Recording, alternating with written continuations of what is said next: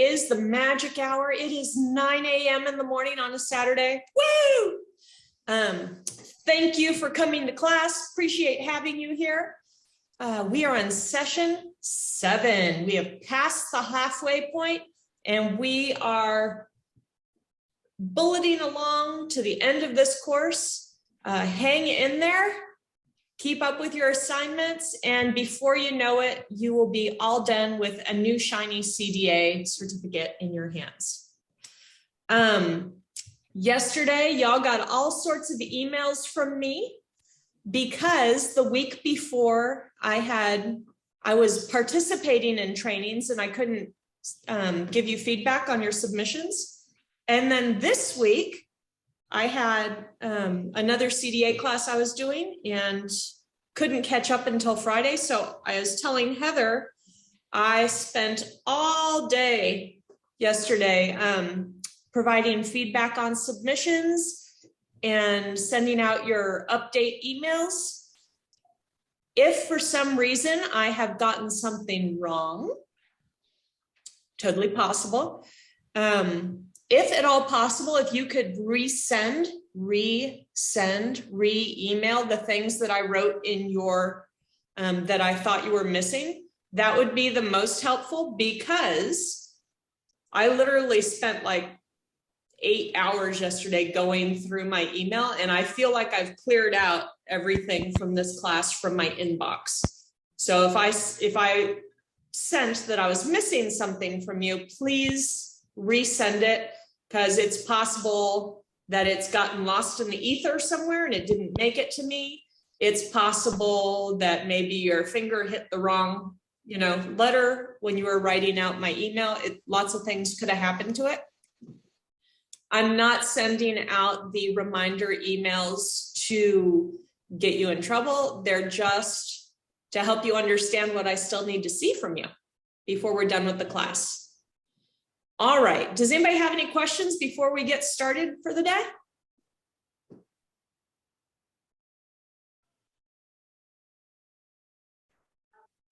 Doing a pause. Okay. I'm checking, some people are emailing me. Okay, great, super. All right, so let's go to start our creative chapter. Let me pull it up and we'll get cracking on. I'm hoping that this morning we move through the chapter perhaps a little faster than normal. We'll see. We'll play it by ear.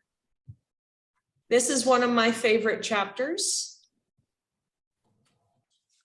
Creative chapter. Oh, I see the chat's already got something going on. All right, so I'm pulling up the chat so I can see if anybody has questions. So feel free to put questions in the chat or just shout them out when you have one, all right? Let's get going. All right, so the objectives for this chapter are to recognize creativity, making a case for the arts, designing environments that promote creativity, supporting creativity through daily interactions and experiences. And then we're going to get into specifically visual arts, music and movement, and dramatic arts. All right, what is creativity? So according to your textbook, creativity is seeing things in new ways, breaking boundaries and going beyond the information that is given to you, thinking unconventionally, making something unique, and combining unrelated things into something new. In the chat this morning, if you could please, perhaps let's start with you thinking about when you are creative. What things do you do that you believe are creative? And you can put one example in the chat, please.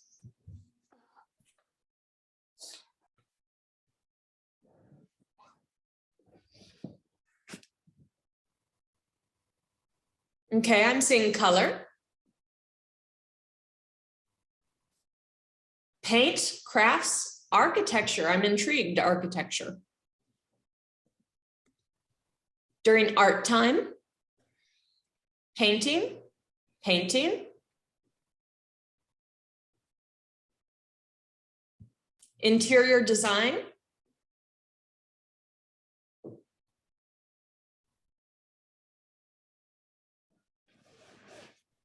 Okay, that was about 7 people. I know we've got more than that on here. Coloring, imagination, watercolor. Playful activities, coming up with playful activities, listening to music, motivation, science, during science time.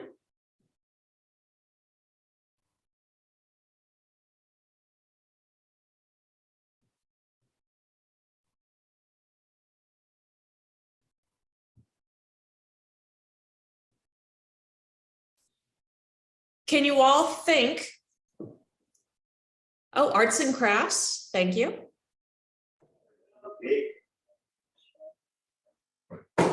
Anybody else?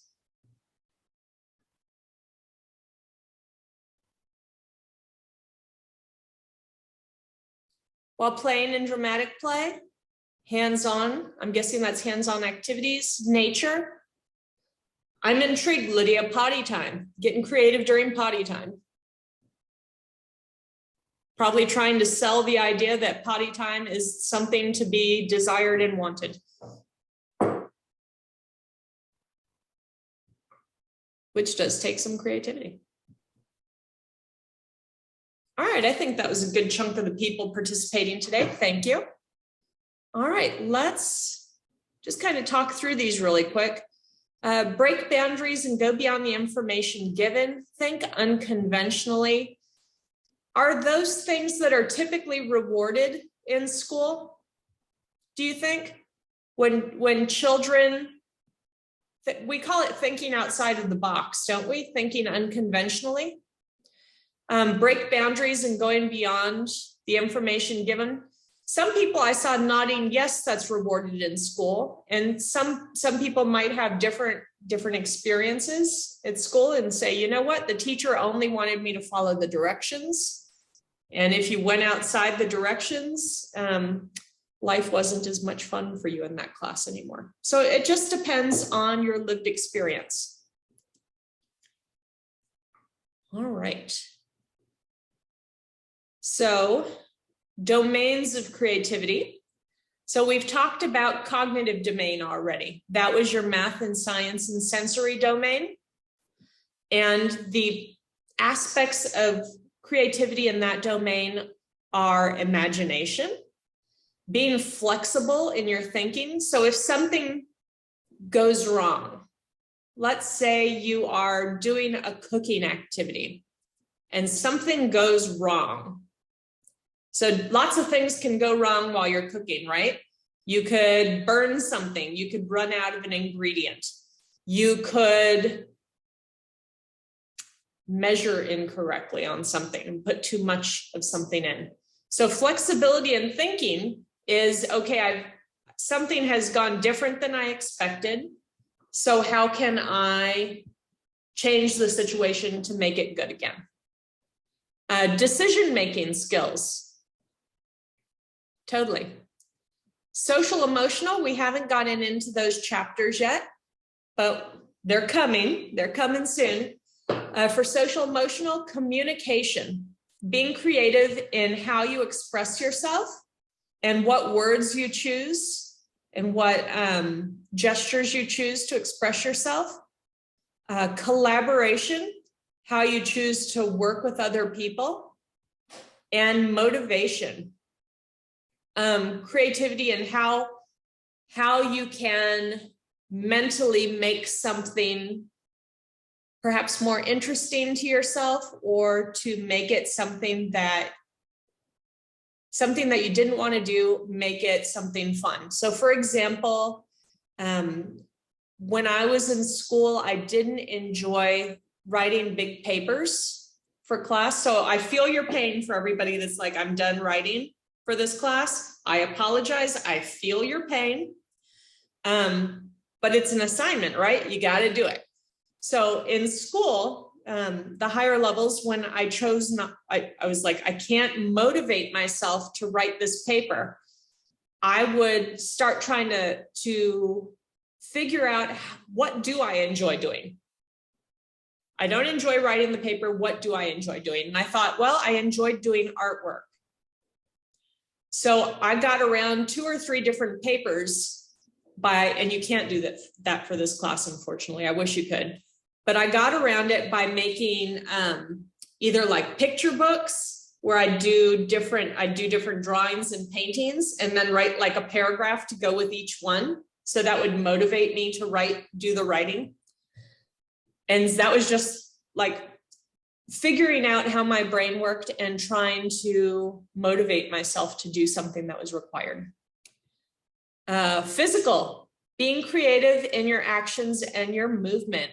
And I bet everybody can think pretty easily all the creative ways your young children choose to get from point A to point B.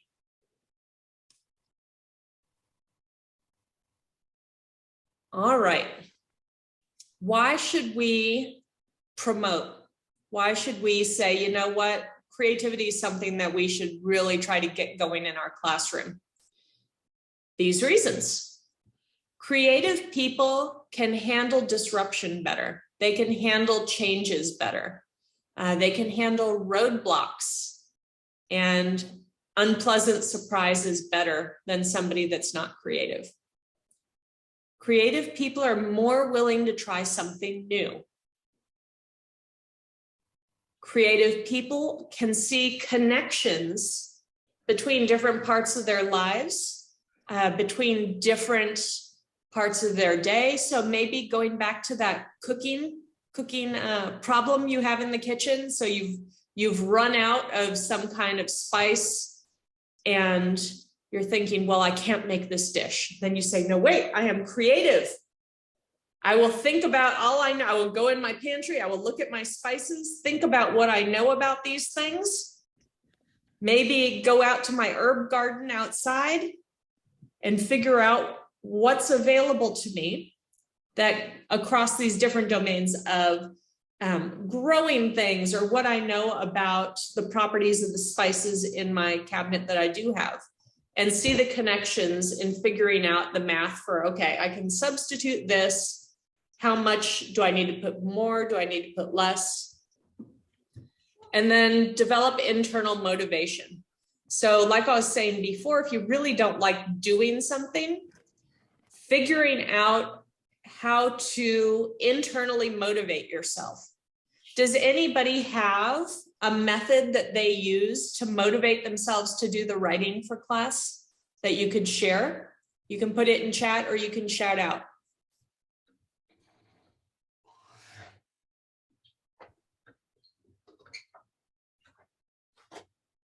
How do you motivate yourself to do all this writing?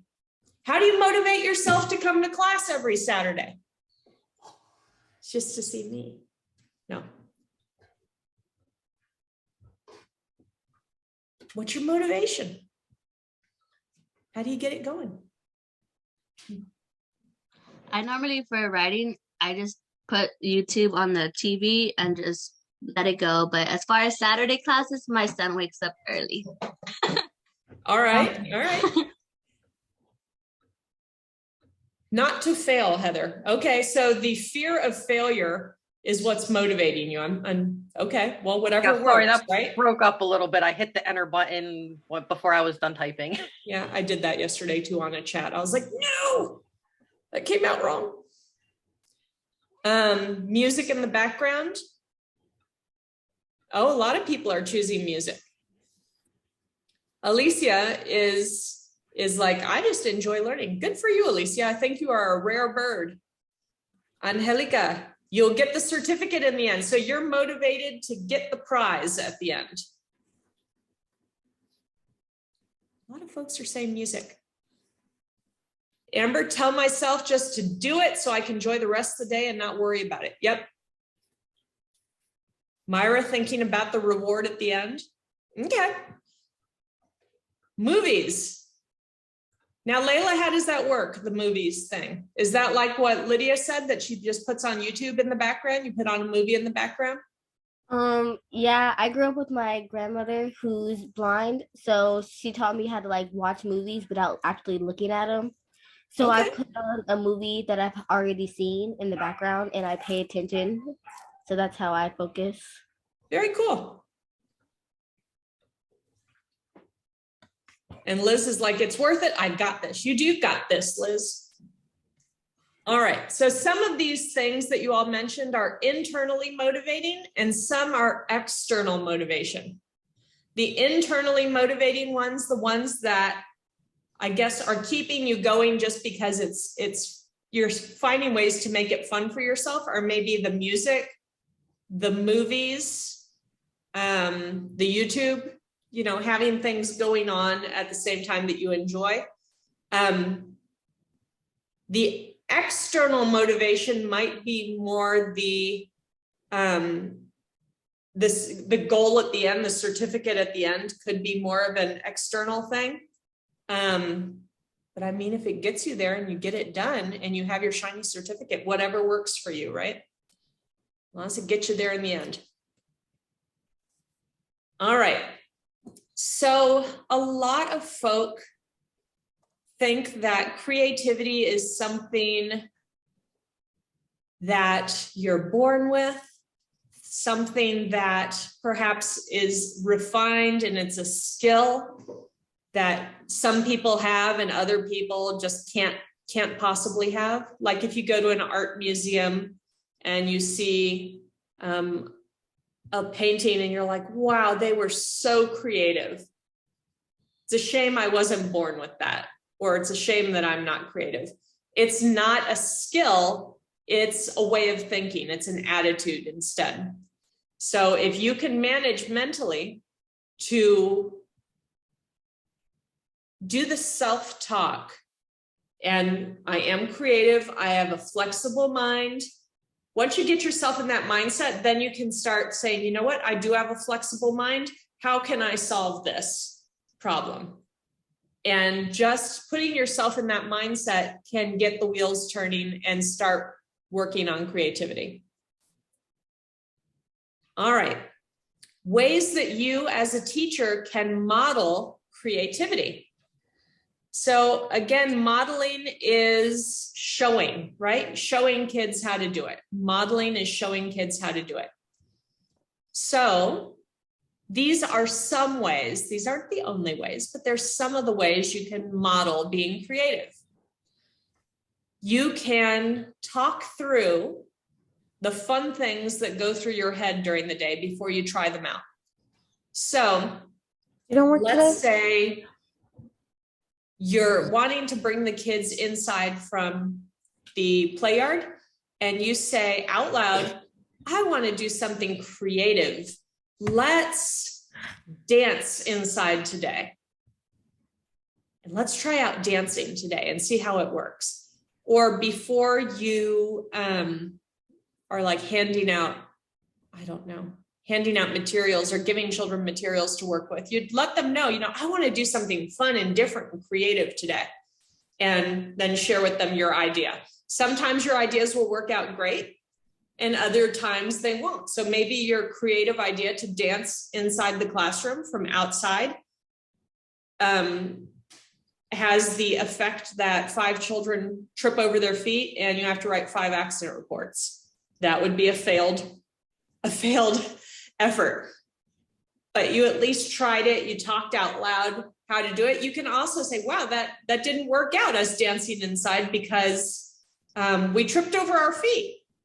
But I still want to dance. When can we find a time to dance? And show your flexibility in your thinking. So we talked about the try a new transition. You can be creative by taking different toys outside. So off the top of your head, has anybody ever tried taking toys outside with their class? If so, what kinds of toys have you chosen to take outside? You can call it out or you can put it in the chat. What kinds of toys have you tried taking outside with your class? I've tried soft blocks as like an obstacle course. Ooh, I would get them and like we have triangle blocks, so I would put them in, and then they will follow me as we just zigzag through, and then just jump over them. And they had a was it blast with fun? that. Oh yeah, the girls loved it. The boys not so much. They were over it quick. Okay. Thank you. Anybody else try taking any toys outside? What I work toys in an did you take? infant room, so there's not like really infant toys outside. So when we are able to make it outside, sometimes it's hard if we don't have enough teachers to handle all the infants. We take a blanket to put the babies on and a couple maybe different rattles or something for them to look at and play with on the blanket while we're outside. Okay, and that works well for your group? Thank you. Let's look who else is put. Christina says she takes big Legos out. Gloria said we take soft blocks out, same as Lydia. Brandy says take out balls, trucks, and a push walker. Angelica said toy cars are taken outside and the toddlers love them. Oh, and bubbles. Oh, bubbles are delightful. I think I've shown you all my bubble stuff. I don't know. 1 minute. Let me show you. If I haven't yet, you need to see it.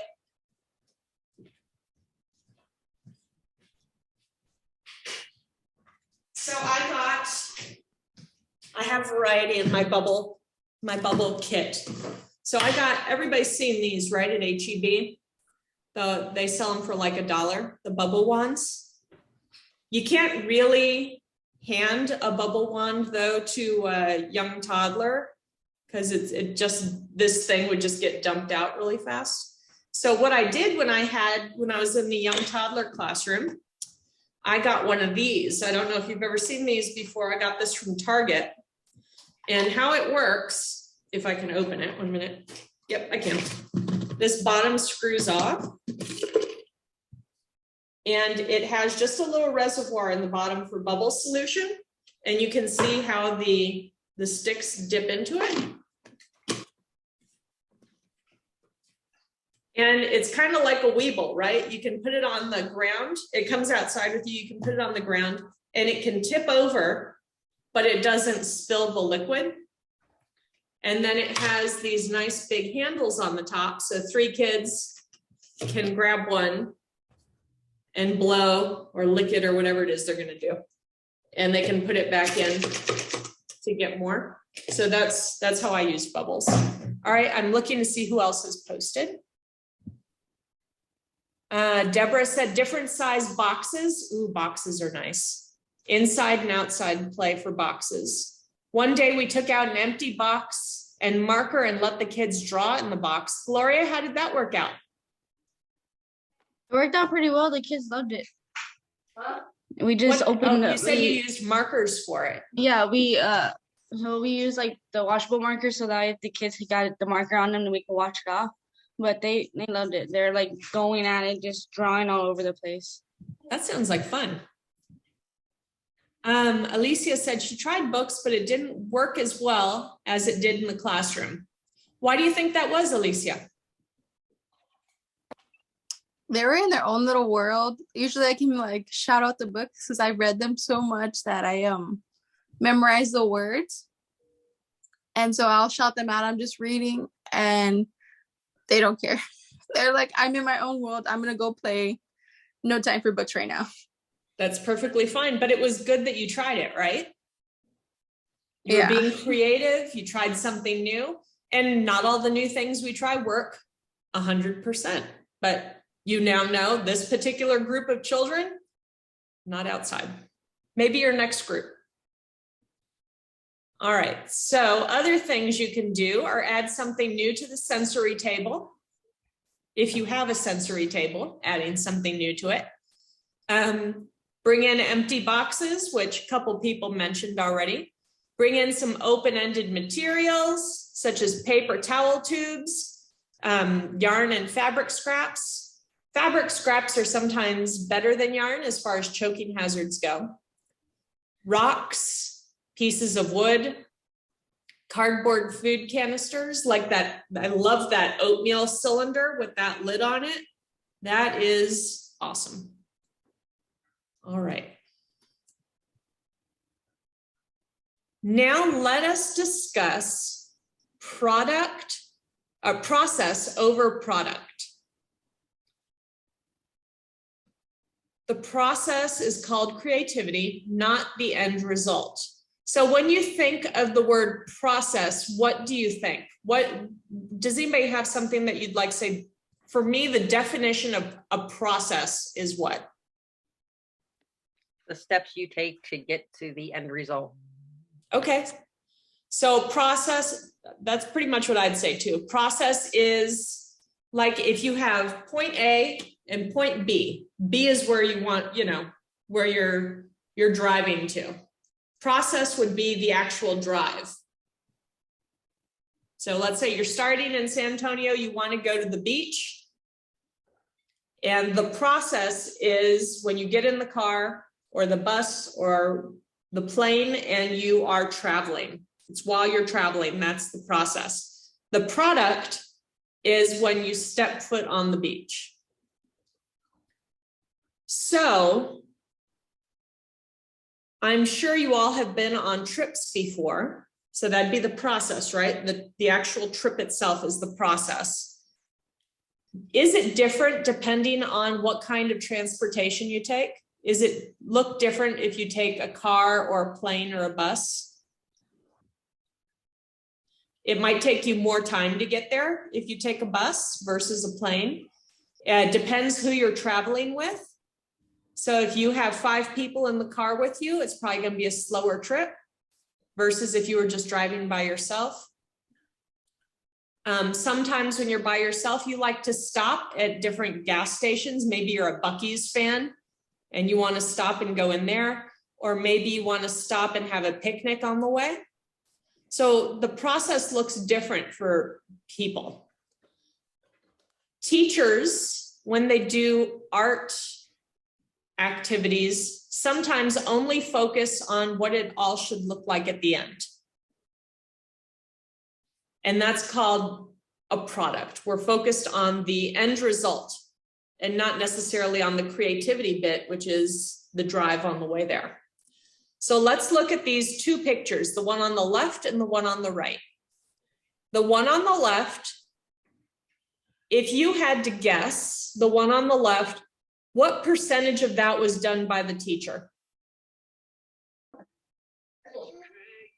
If you did this in your toddler or your infant classroom, what percentage of that would need to be done by the teacher in order for it to happen?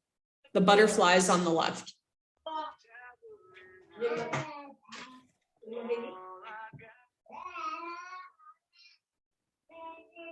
I think it would really depend on the way you did it. Well, Lydia's saying 50%. Okay. And do you think the toddlers cut out those butterflies? No. Do you think that the toddlers glued down that interior little black area and put the little antennae on it? What part do you think the toddlers actually did? The painting. They stuck the paint down, right? Yeah. Maybe the teacher let them fold the paper in half, maybe. But odds are, since it's folded beautifully down the middle, the teacher probably already had the paper folded in half, opened it up and said, put some paint here. Then they probably moved the toddler to the side, closed it, flattened it out, then spent their lunchtime cutting them out and gluing them down and making them all look the same. Why did the teacher do that? Why did the teacher say to herself, I'm just going to call the teacher a girl. We're all girls in this class, so I think that's fair. Why did she choose to do all that work by herself? I know every one of you has done at least one art project where you did all the work. Lydia, you hit the nail on the head. You wanted to have something lovely to hand to the parent at the end of the day. Or you want something lovely to put on your wall for the families to see, or for your director to see, to say, hey, this teacher's got it together. She's doing art with the children. Liz said cutting safety. Sure, I've seen some toddlers give each other haircuts, totally. Less mess for the children. So the point of this is, on the left, you're handing it to the parent or you're putting it on the wall, and does it show that the children are good artists, or does it show that the teacher's a good artist?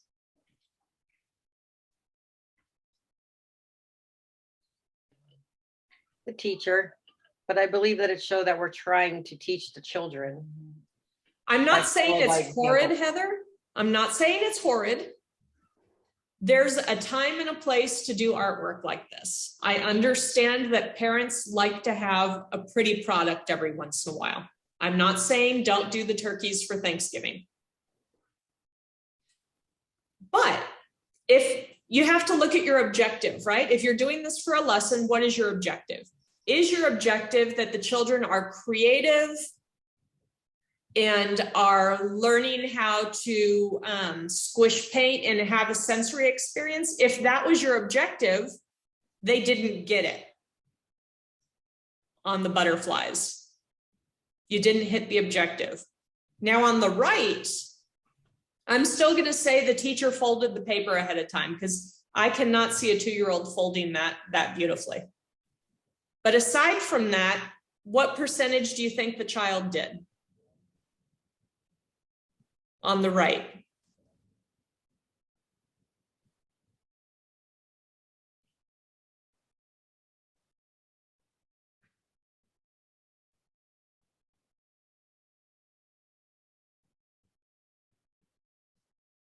So now y'all are giving me the exact opposite of what you gave me before. When you were looking at the butterfly on the left, you're like, yeah, the teacher did probably more than half.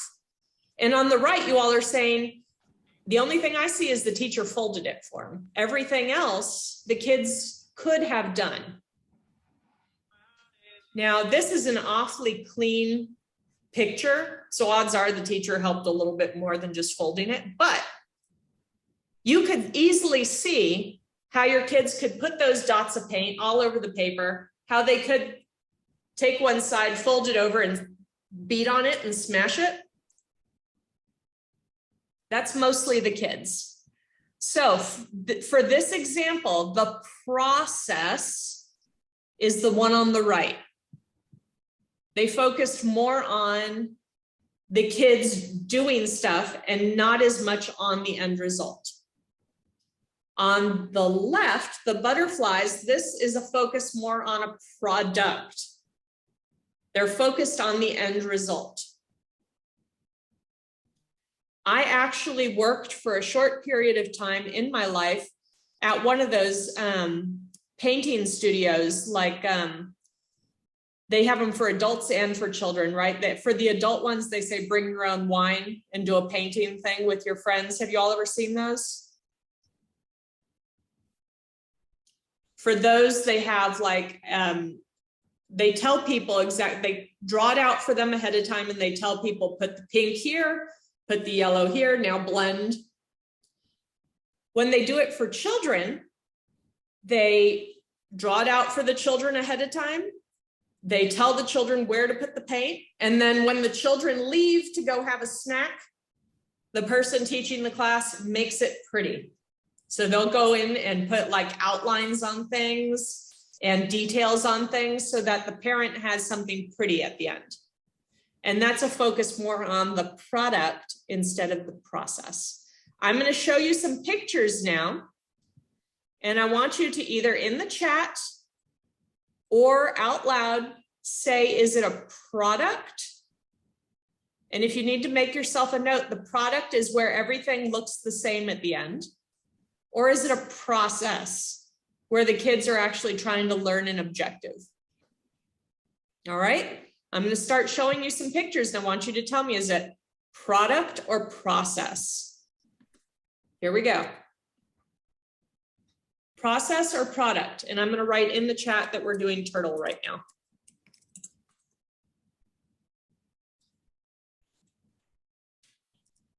I'm seeing people saying product. The reason we're saying product is because look at how cleanly the marker was done on the coloring. That was done by a grown-up. Look at how beautifully symmetrical those eyes were put down. That was done by a grown-up. What part might the children have done?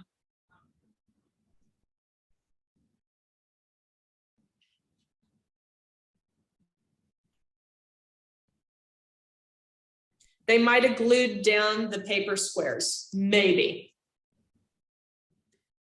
And odds are around the edge of the plate, the teacher cleaned that up, because if kids were gluing this down, it would have little bits coming off the sides, right? So this one is mostly teacher done, so it's product. And I bet if at the end of the day, the teacher had just a whole row of little turtles that looked very similar. All right, so you are correct if you chose product. Let's look at the next one and choose.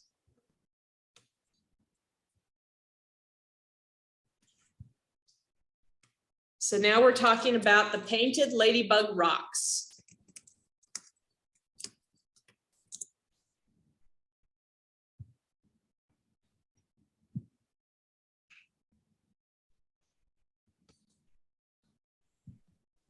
Okay, I'm seeing people saying product again. What parts do you think the teacher did?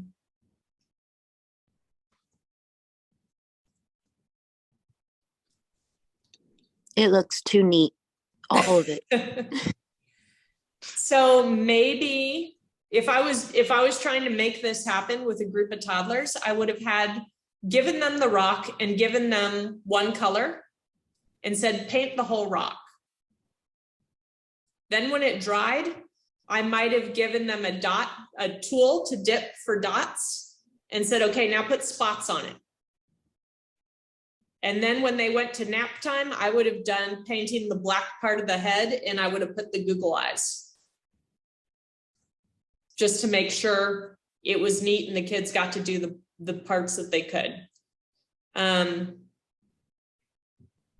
Yeah, so every single one of these looks very similar. And so that's how we know it's product instead of process. All right, let's look at our next one. This is printing using leaves. Is it product or process?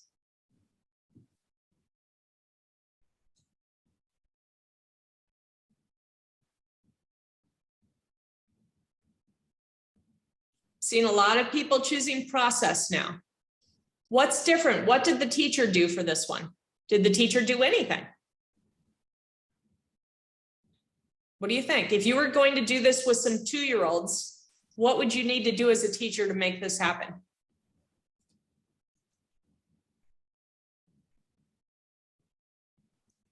Okay, Layla's saying she might have to paint the leaves as the teacher. Depends on your class, right? Some of the kids might be able to paint the leaves themselves, or maybe you could have them dip the leaf into paint. And then it's just about showing them how to do it, right? So maybe as a teacher, you're modeling it. You're showing, okay, now I'm gonna paint my leaf. I'm gonna pick it out, put it on the paper and squish it down.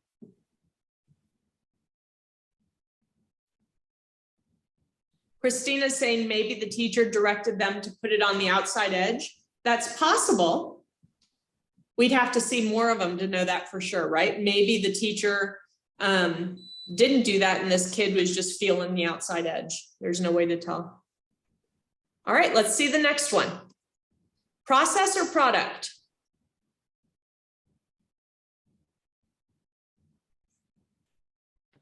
Product. Product. Okay, so what part did the teacher do? Glue the leaves on. Like Possibly. Trace the hand and cut it out. I think depends on your age, right? If you had infants, odds are the teacher did everything but pick up the leaves off the floor. And it's possible they even did that. However, if you have toddlers, I think they'd be able to glue the leaves down. I don't think, what I'm guessing for this activity is that the teacher had the child put their hand, they probably traced it and then cut it out, probably glued it down on the paper, and then let the kids glue some leaves down around it. So yeah, this is very product driven. The kids had maybe 3 minutes of work on this, and the teacher probably had to work for 20 minutes on it for each one. Not an efficient use of a teacher's time.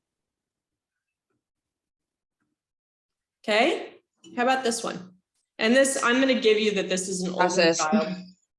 The 2-year-old didn't whip this out. 3-year-old might have done it though.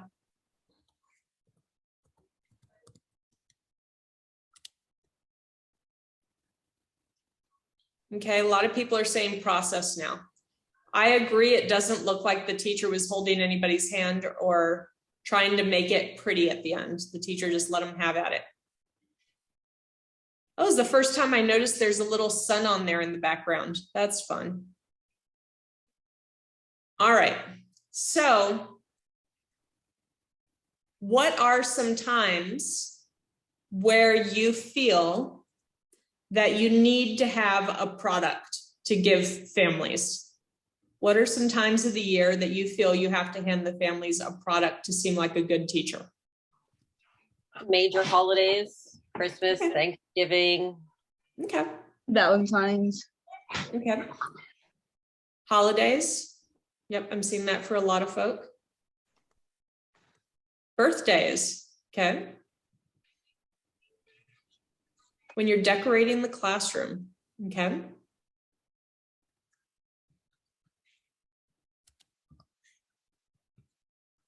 I have a question for you, because when you walk around in an elementary school, in a child development center, I would say 90-something% of the artwork that I see posted is product.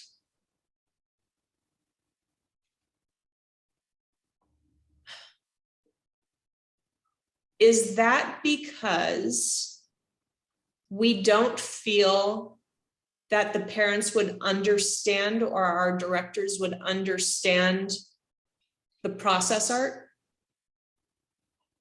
Or is it because we just don't like the process art?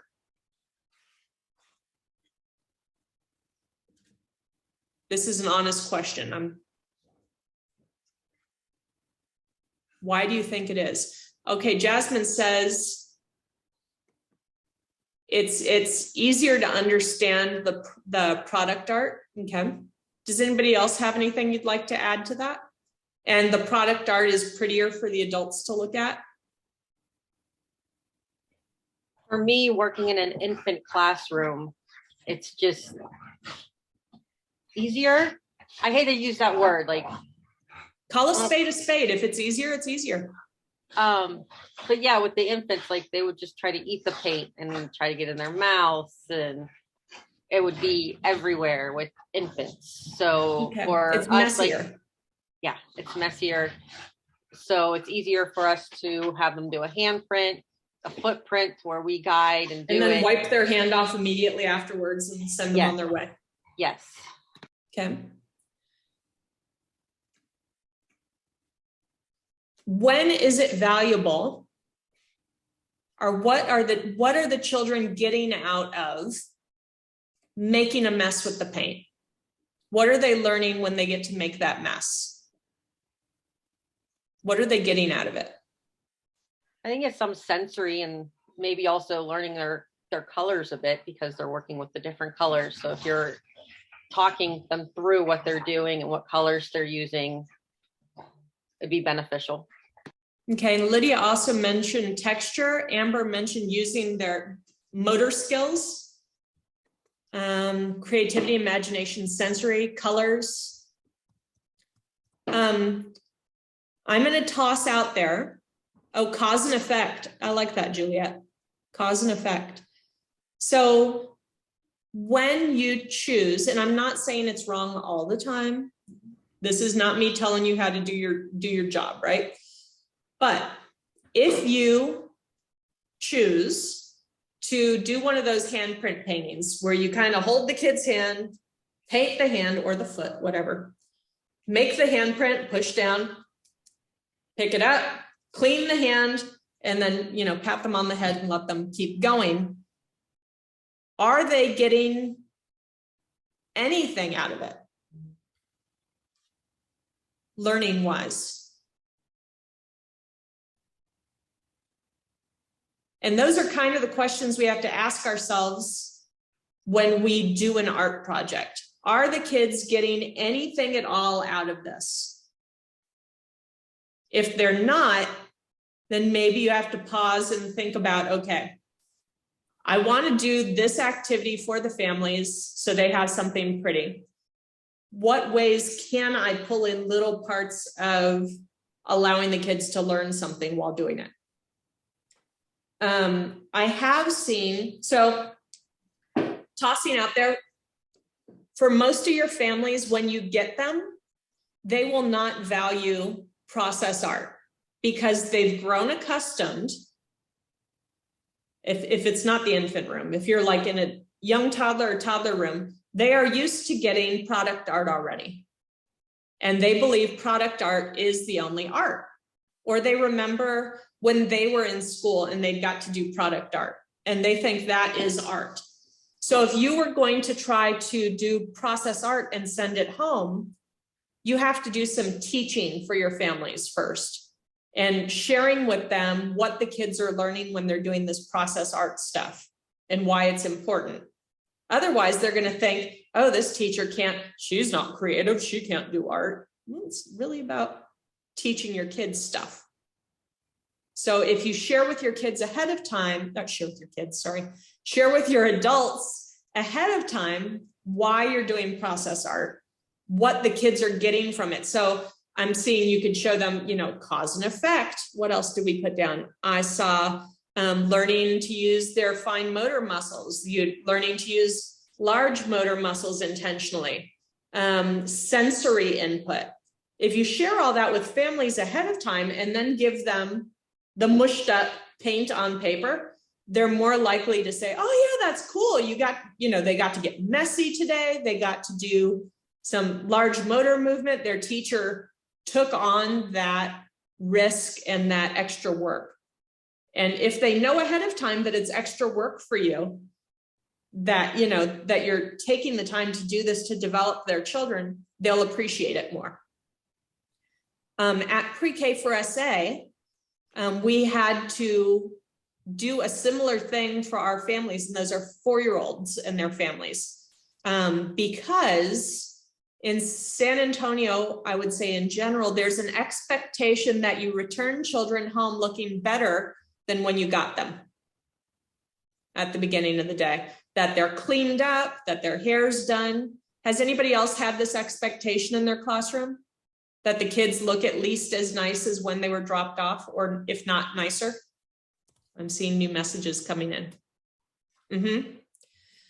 So if that's the expectation, you can't do messy art. You can't play in the dirt, right? And think of all the things the kids are missing out of because of that expectation. So what Pre-K for SA has done is they have a parent meeting at the beginning of the school year where they talk about the importance of children getting messy. You see that text? What was that, Juliet? Yeah. Oh, sorry. She did? I was talking to my mom. Okay, I'm gonna mute you then. So what we do is we bring parents out onto the playground and we have them think about what are your best memories of playing outside as a child. And they would come up with stuff like, yeah, making mud pies, rolling down hills, digging in the dirt and finding bugs. And we'd ask them, so if those are your best memories, you got dirty, didn't you? well, yeah, we were super dirty when we got home. Well, we want to give your children those same opportunities, and it's going to develop these skills. So I have seen programs, like I did some research at one in Austin where I saw families come to pick up their kids and they would have towels in their back seat to sit that dirty child on because they got so dirty at daycare. So it's just all about how you talk to your families about, you talk to them before you get the kid messy, right? You don't do it after because they're not having it. But if you front load and say, in my classroom, we like to give the children the opportunity to get messy, to use their large motor, their fine motor skills, to develop these wonderful experiences and these memories. And if you sell it ahead of time, then later on, when you show the parent, the kids got paint up their arms and a marker across their forehead, they were learning today. And if families can get on board with that was a good learning day, you've got it made. For those of you whose families just won't have it, there are ways to get around it. So you can give kids smocks. You can have work shirts. So those like oversized t-shirt that you can put on the kids before they go play in the mud or play at the sensory table. You can, for babies, get a large gallon Ziploc and put the paint and the paper inside that, zip it closed, and hand it to the baby, and they'll just like, and then you have a wadded up painted piece of paper at the end that you can say, look, they did art. And they're still clean at the end of it. So there are kind of ways to get around it a little bit, but I believe the best way is to talk to the families ahead of time. Of course, your director ahead of time, right? They need to be in the loop and share. Making a mess and getting dirty and getting your hands into stuff is the best way to learn for our age groups. Okay, putting my soapbox to the side, let's continue on. The next thing I'd like to share with you is a song called Flowers Are Red. So let me stop this share. I want to first show you the writer of the song. And I think in this short little video, he tells why he made the song, and then we'll listen to it, listen to the song afterwards. Yeah, well, I just wrote about it a week and a half ago. My kids are going to school for the first time, the 5- and 6-year-olds, and a friend of ours recently just had dinner with us and said her child came home with this following report card. Your son marches to the beat of a different drummer, but don't worry, we'll have him joining the parade by the end of the term. Think about that, huh? That's what a teacher is saying. Okay, this is a song about that subject matter. You are the teacher. Can I sing the chorus? Yeah, you're the... All right. So the reason he wrote the song is because a teacher had sent home a report that a child was different than everybody else, but don't worry, we're going to make him the same by the end of the school year. If, as a parent, how would that make you feel? Upset. It would make me upset. So this song he wrote here, and he did not do the video for this, somebody else did, so some of the pictures are a little interesting, but the song is good. So I'm going to have a go at sharing that with you. Here we go. Let me know if you can't hear it. The little boy went first day at school. He got some crayons and he started to draw. He put colors all over the paper, for colors was what he saw. The teacher said, "What you doing, young man?" "I'm painting flowers, see?" "Well, this is not the time for art, young man. And anyway, flowers are green and red. There's a time for everything, young man. A way things should be done. You got to show concern for everyone else. You're not the only one." She said, "Flowers are red, green leaves are green. There's no need to see flowers any other way than the way they always always have been seen. But the little boy said, There are so many colors in the rainbow, so many colors in the morning sun, so many colors in the flower, and I see everyone. well, the teacher said, you're sassy. There's a way that things should be. And you'll paint flowers the way they are. So repeat after me. She said, flowers are red. Green leaves are green. There's no need to see flowers any other way than the way they always have been seen. But the little boy said again, There are so many colors in the rainbow, so many colors in the morning sun, so many colors in the flower, and I see everyone. well, the teacher put him in a corner. She said, it's for your own good, and you won't come out till you get it right, responding like you should. Well, finally he got lonely. Frightening thoughts filled his head, and he went up to that teacher, and this is what he said. Flowers are red, green leaves are green. There's no need to see flowers any other way than the way they always have been seen.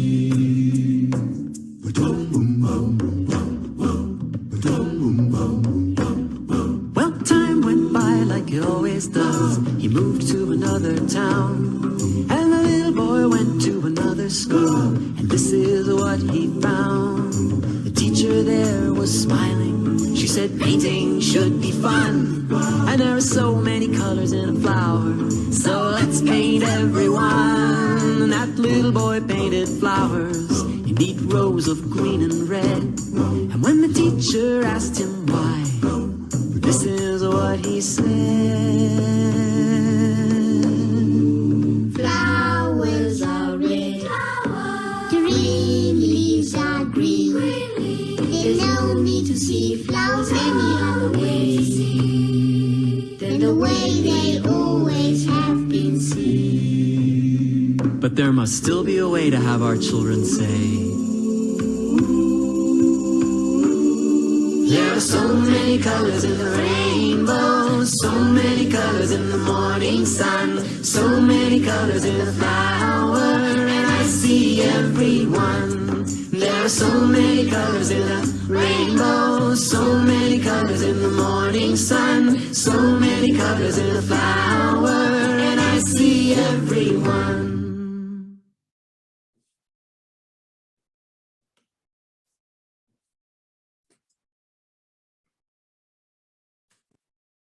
All right, what are our thoughts? I think that's one of the most disturbing videos I've ever seen. That song was like so sad. It is. It had like a really nice tempo, and I thought the outcome was gonna be like so pretty, and I thought the teacher was gonna learn the lesson, but no, that was just so sad and horrifying. I think all of us has had at least one experience like this, though, where a teacher's like, it needs to be done this way. And until you agree to do it that way, you're on the outs. I would like to believe that that teacher at the very end was able to bring that child around, though. I'd like to believe that that teacher could. I think a good teacher in a child's life has more impact than a horrible teacher. I'd like to believe that. Do you all see, or do you see the value in the teacher trying to be more open-minded to the children's ideas for things? That's kind of the point to it. So the first teacher was not open-minded at all to any kind of creativity. And the second one was very open-minded to the children having thoughts, feelings, ideas about things. So I'm sorry I depressed some of you. Wasn't the point. I do swear to you though, when I first started hearing that song, I did have a tear. I'm over it though. I don't cry for it anymore. So and again, if that's something that you'd be interested in sharing with somebody, that is Harry Chapin, Chapin, and the name of the song is Flowers Are Red. It is now 10 o'clock. Are we ready for 10-minute break to recaffeinate and potty? I definitely am. I don't know about y'all, but I definitely am. I'm feeling it. So let's come back at 10:11. Okay, and I'll put it in the chat for folks that for some reason aren't on right now. All right, meet you back at 10:11. Go for it. All right, it is 10:11. We've had some extra cuteness join our video call, which is delightful. All right, let's share the screen and carry on with our creativity chapter.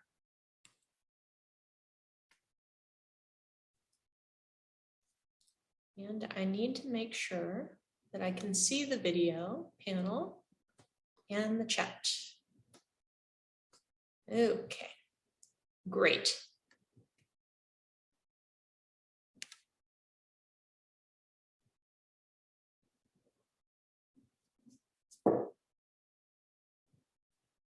All right, so thinking back to our depressing song that we listened to, we should try to be the teacher in the second scenario where she created a safe space for children to do art or to share their ideas. So in order to be a safe space for that, it's all about helping acknowledge when a child is being creative and reinforcing the safe things you see them doing, reinforcing the interesting things you're doing. So for example, you hand out crayons to everybody to use, and one little girl turns her crayon on the side and starts coloring like that. In that moment, you have two choices as a teacher, right? You can either say, flip that crayon back up and use its point, or you could say, wow, Abby, you're using your crayon in a different way. The way you're using it, you're making thicker lines by coloring on the side. You can still acknowledge everybody doing it the way you showed them, but when they do something different and it's not hurting anybody, it's not something that if all the kids turned it to the side and started doing that it wouldn't cause a problem, then go with it. Try to stop yourself and think, why am I trying to make them just use the point of the crayon? I can give you an example personally, because like I said, on Friday, for like 6-7 hours, I was just reading through everything that people had turned into me. And a couple times, for objectives and stuff, I'd be thinking, well, that's not precisely what it says in the book. And then I went and I looked it up on the Little Texans Big Futures, and I was getting ready to like copy and paste on the email. This is what it says in Little Texan Big Futures.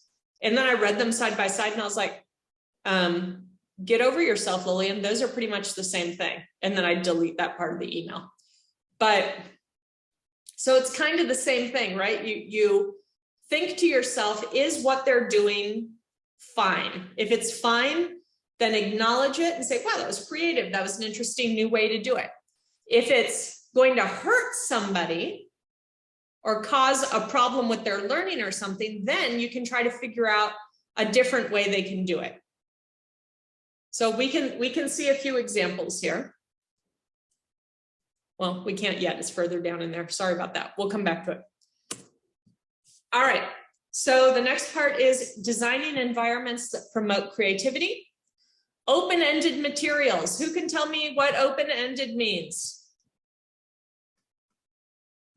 Something with multiple answers. Thank you, Miss Layla. Multiple ways to do it, no right way to do it, no one right way to do it.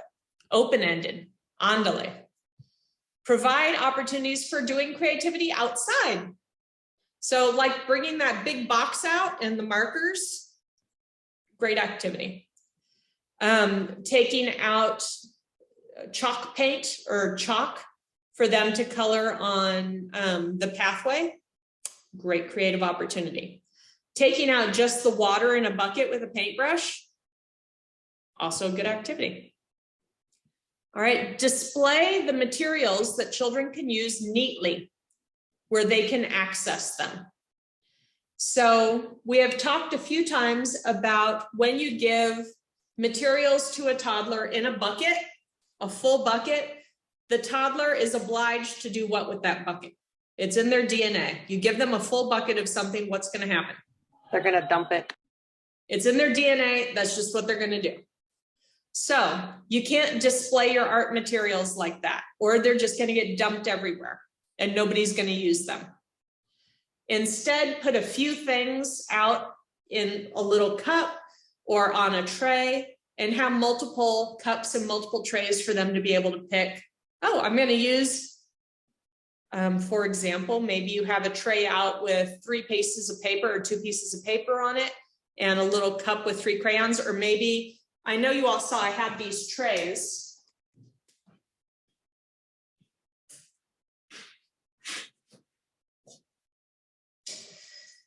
So maybe you want to do a more Montessori kind of display where you have like 3 trays on the shelf, and you put at the beginning of free choice, you put a piece or 2 pieces of paper on the tray, you put a couple paint brushes and maybe a little pot of paint, and they can just come, they can pull that one thing, use it.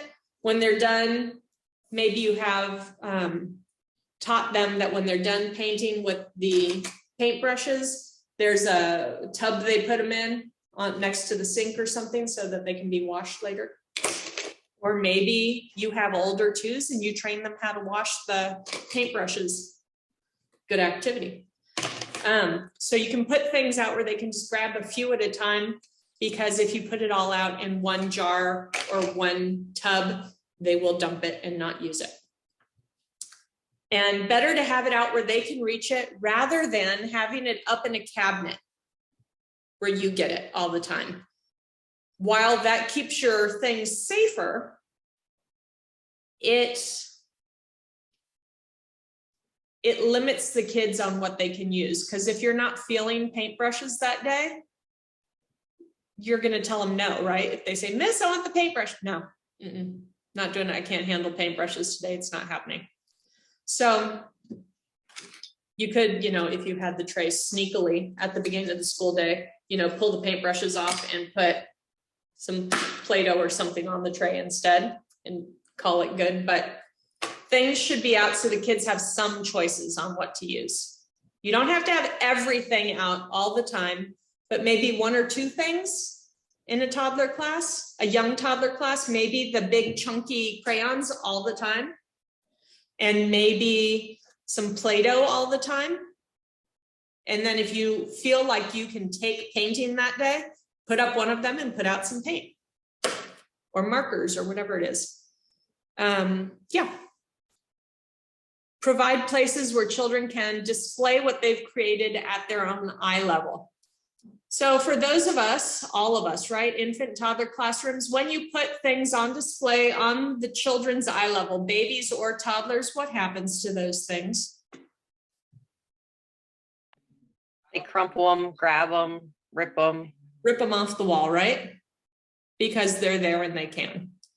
So if you put things, so number 1, you should put at least some of their things down where they can easily touch them. So that means those things that they can easily touch are going to get ripped up and destroyed in some fashion. I can show you a little later in here. We have some options for you for that, because things have been created that keep the kids from touching it all together, but still keeping it down at their level. Or I had a young toddler teacher that would get, I don't think you have them in your binder, plastic page protectors. Have you all ever seen those before? Plastic page protectors. She would get those. She'd get the heavy duty ones, right? She'd have the kids do a little art thing. They do painting or coloring or whatever.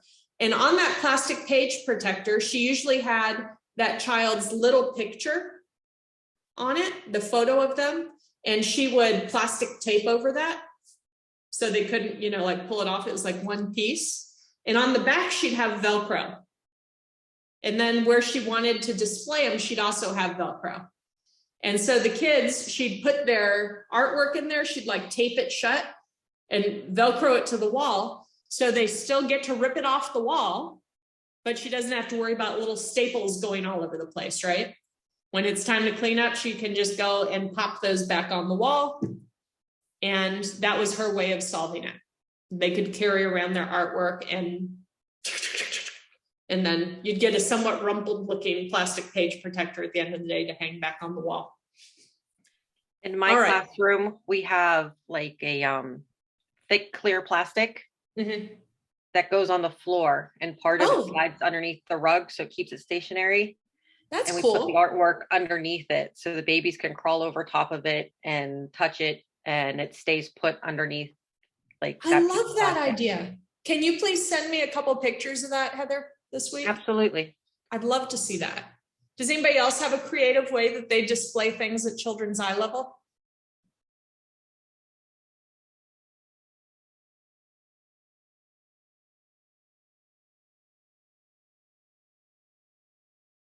Okay, moving on.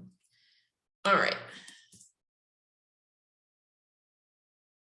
So also for environments that promote creativity, decorating the walls with children's artwork and writing samples instead of ABC lines, you know, because an ABC line really isn't appropriate in a toddler classroom. The kids aren't really learning their ABCs at that level yet anyway.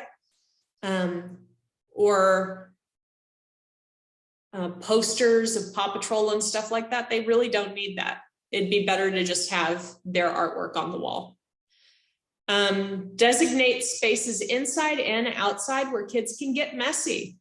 And that messy may look different in everybody's center, because like I said, it depends on what you can have the level of mess your families will allow, right? So maybe at some places that means there's a mud kitchen outside or a big mud puddle that the kids can jump in. At other centers, maybe it's a sandbox. So whatever level of mess you can get away with, go for it. Follow a schedule that includes at least 1 hour blocks of time. Can anybody give me an idea or a reason they think that it might be good to give children at least 1 hour to work on something, to make choices and work on something?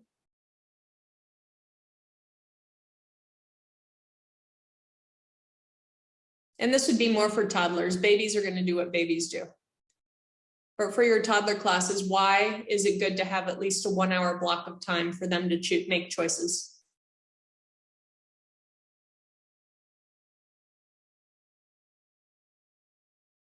Either in the chat or out loud, please.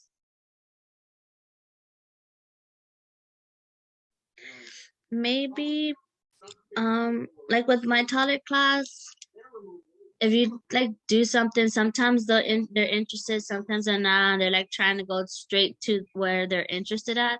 So I think giving them the opportunity kind of like expands, like I guess like they're learning, but also like they're not getting bored and just sitting there.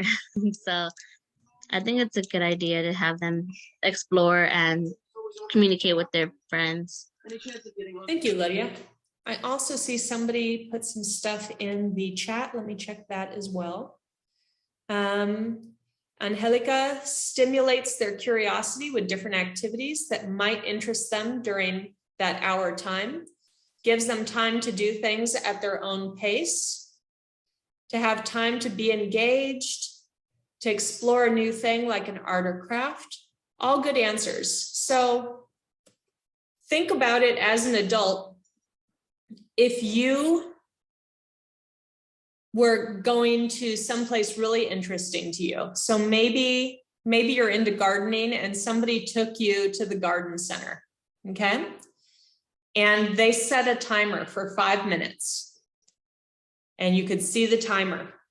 And every 5 minutes, a bell went off and they said, okay, you're done in the succulents. Now move to the next part of the garden center. How would that make you feel? And if you're not into garden centers, substitute whatever place you do enjoy going to. Made you feel rushed, like you didn't get a chance to explore it and see what it has to offer. Right. And you'd be saying, well, why do I need to move? Why do I have to go to this other center? What, they're also developmentally, it's really hard to get young toddlers there, but 2-year-olds start to get there where they get into we call it a flow. Has anybody ever doing something you enjoyed to do, you were working at it, and then you thought, wow, this is really fun, I'm enjoying it. And then you looked up at the clock and said, oh my gosh, it's been 5 hours. Where did the time go? Has anybody ever had something like that? Okay. I do that with cleaning all the time. With what? Cleaning. Okay, you do you, girl. You do you. I'm a little OCD, so I get caught up in a project. I would like the 5-minute timer for cleaning, please. So when you develop that flow, that's when you're so into something and enjoying it so much that you're really engaging in a deep and meaningful way. And that's our hope for children. We're hoping that they can really get into and explore things deeply. And if you keep things on a short timer, the reason teachers will frequently do the short timer is because maybe number one, we think they have to go to every single area and we need to make that choice for them. Or they have learned that if I do a 5-minute timer at each center, then I have less behavior problems. There are other ways to get around behavior issues than doing the 5-minute timer. Oh, Lydia said TikTok sucks her in. Yeah, I feel you. I feel you on that. Okay. Take photographs and document the creative process as children do it. So this is done so children can revisit what has happened in the past. Has anybody ever made a photo book of a place you've gone and written down descriptions of where you are and what you were doing? Sometimes people will do that for their children, for different points in their life. Oh, this is the day that you played soccer for the first time and we went to the field at 7 a.m. and your coach's name was Coach Mendez and you got to kick the ball into the net and made a goal. So later on in life, you come and you look at that picture book and you can read the description and it takes you back there. You kind of remember the event better. It's the same thing with the kids in your class. If you can document fun things that you're doing in the class, fun projects that have happened, then you as a whole group can go back and look back at the pictures and what was written and remember and revisit it. So it's not just something that happened once and we forget about it. We can think back on it over time.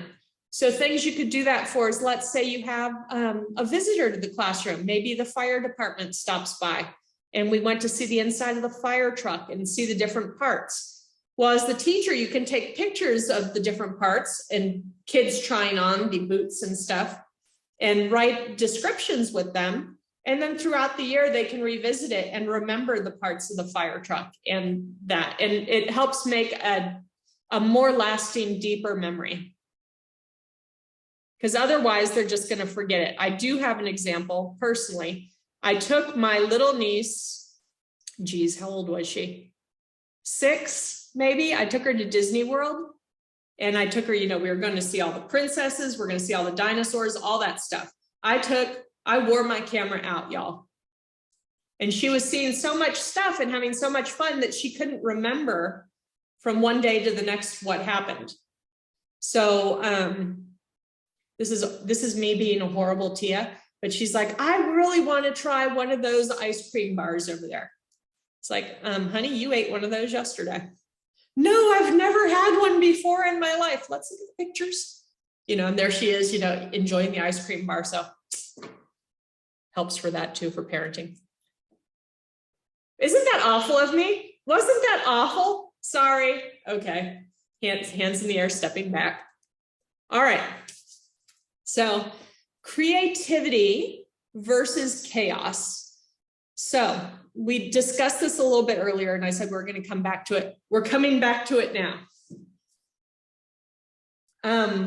I'm sure everybody has an internal example of when kids started being creative in your classroom and stuff starts getting broken and people start getting hurt. Just gonna give you a moment to reflect back on that. I'm sure everybody has at least one example in your head. You're like, ooh, yeah, that was bad. I should have stopped that. Yeah. All right. However, I'm looking at my chat. Somebody else sent something to me. All right. However, sometimes we start getting upset when kids are creative for no good reason. Sometimes we might be getting upset because we are overstimulated as the teacher. Too many things have been happening that day, and you are not going to be making noise right now. Or you cannot get out the markers and start coloring on that right now. I'm up here. You've just pushed me to a level 11. All this foolishness needs to stop. And some children, bless their little hearts, know where the annoyance button is on you and will go up and push that annoying button. Bless their little heart.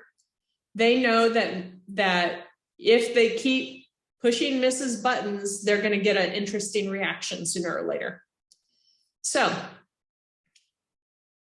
when you're feeling like this, you need to do your best to pause and consider, why am I upset right now? Just take a mental step back. If you have a co-teacher or somebody that can tag you out of the classroom for 5 minutes, that's also a good route to go.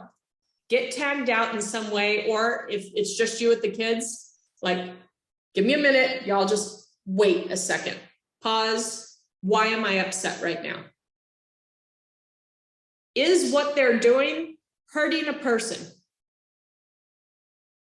Is what they're doing hurting a material or breaking a material? Is what they're doing breaking a classroom rule? If it is, then you have every right to be upset and you can stop what's happening. However, if it's not hurting a person, hurting a material, or breaking a rule, maybe you need to self-reflect for a moment to figure out if you need to even do anything.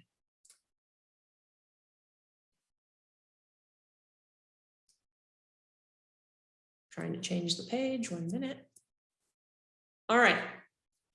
So if you notice that the kids are hurting a material or breaking a rule, these are some ways you can start to intervene productively rather than just shutting it down.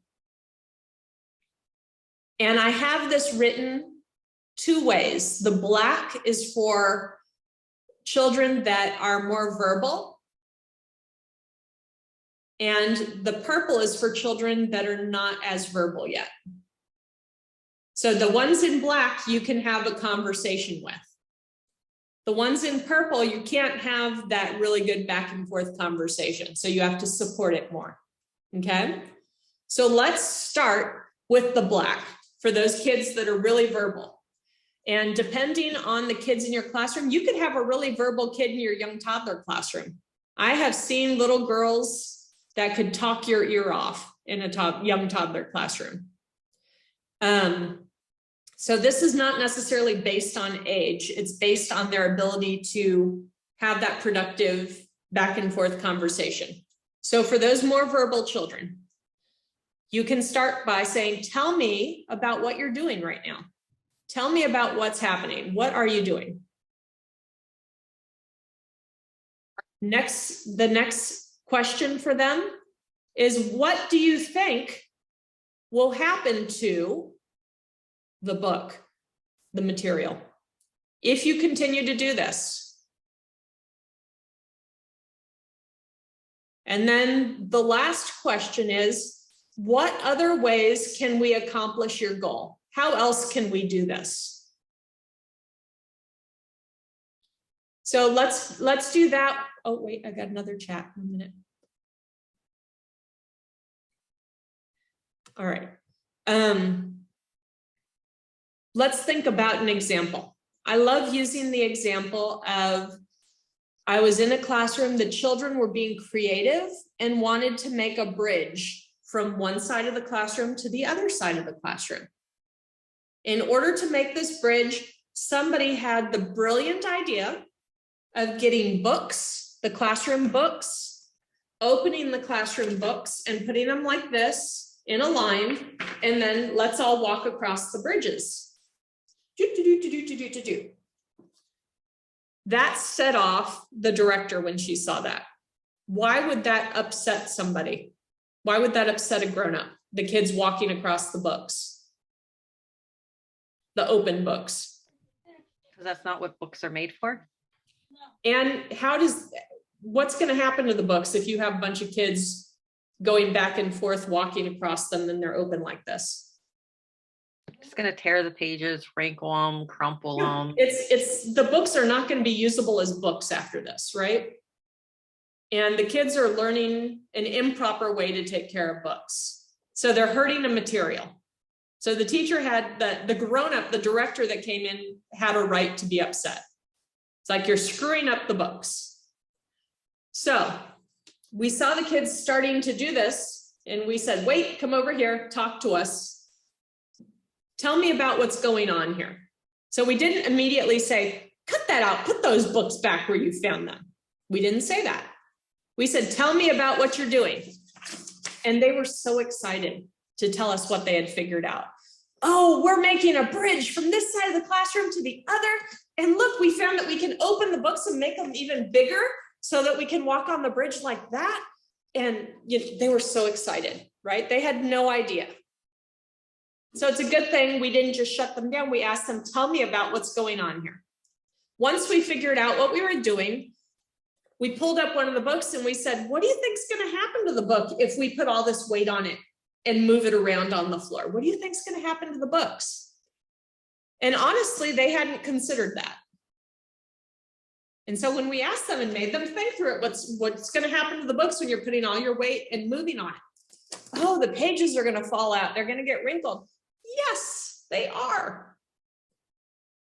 We're ruining our books. What other way can we create a bridge from that side of the classroom to the other? What else could we use? Let's find something else. Do you see how that's supporting the children's creativity? We're not just shutting it down and saying, pick up those books. What's wrong with you? Instead, we're trying to figure out, why are they doing it? Explaining to them or helping them understand why the materials they chose won't work, and helping them problem solve how to find something that will work. All right, so for a younger child, let's use the same activity for a younger child that's not as verbal yet. So if we walked up to that and saw younger kids working on it, I would describe what I'm seeing. I see you're walking on the books. I see you're wanting to walk across all the books. Then you would explain to them why this isn't a good idea. You are damaging, breaking, hurting the books when you walk on them. And then the last part is, what else can we walk on that we can't break? What else could we do?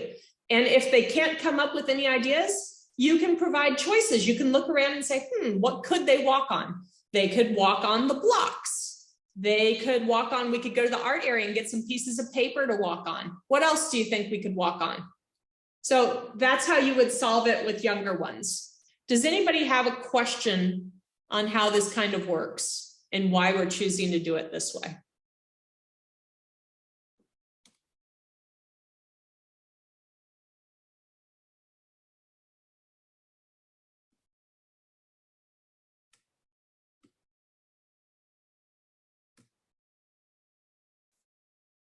So this takes a lot of thought for the teacher to be able to do it.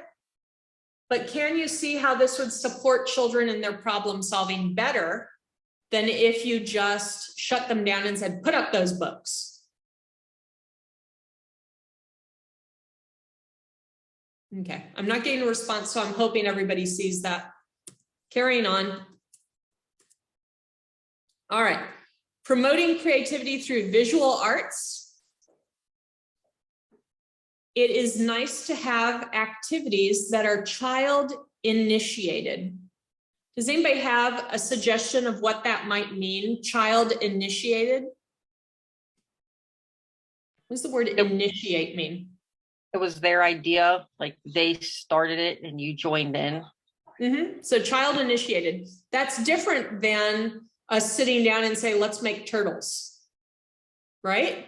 Because that's teacher initiated. Child initiated is where they grab the materials and say, I'm going to do something. And they start doing something. The next part that is helpful for creativity is to have it be child directed. What do we think child directed might mean? The child basically is telling you, like, oh, like, I don't like, let's make a house, and then they're telling you grab the sticks and glue it. Basically, they're the teacher. Yeah. And can you see how the child being in charge could promote their creativity more than you being in charge of it? Okay. Also, activities that proceed at the child's own pace are more helpful for creativity. Somebody mentioned that 1 hour chunk of time was also good for the child doing activities at their own pace. You can also engage children in thinking about art. So you could bring in examples, or they make lovely picture books now that show different artists and their artwork. So you could bring in those and discuss with children, you know, how does this artwork make you feel? Let's talk about this artist and why they chose to paint this way, or why they choose to cut paper this way. And then asking the children to describe and discuss what they've created. So let's say you have, and I'd say a 2-year-old, probably a 3 or 4, based on what their hands look like up there in that picture. They've created that image with stripes. Instead of you going up and saying, oh, you drew a rainbow, how pretty, good job. Instead, you ask them, tell me about your artwork. Tell me about what you did. Can you describe it for me? And then the child can look down at it and decide what they created. Because we talked about in communication how it takes a while developmentally for them to even consider what they're doing when they're doing it. That comes later. So usually they create the artwork in the toddler classroom. Then when you ask them to tell me about it, they look at it and they're like, what did I create? And then they come up with a story. So it's better to let them come up with that story because it promotes creativity more than you looking at it and saying, oh, rainbow. Good job on that rainbow. Very nice. Love rainbows. Okay. Carrying on. I know this hurts a lot of people's hearts. I'm going there. Avoid worksheets and coloring sheets if you want to promote creativity. Why? Why do you think that might be a thing? Because when you use coloring sheets or worksheets, you're still directing the child on what you want them to do, and they're not imagining their own. Mm-hmm. So it's not necessarily child initiated. They didn't come up with a plan for what they were going to create. And some teachers get really tightly wound about staying in the lines in a toddler class. And they're not there yet. They're not there yet. They need to be able to make those large motions before they can get down to fine motions. All right. And it's product over process. When you hand them a coloring sheet, they're all going to look very similar. It's a product exercise rather than a process. All right, carrying on. Creativity through music and movement.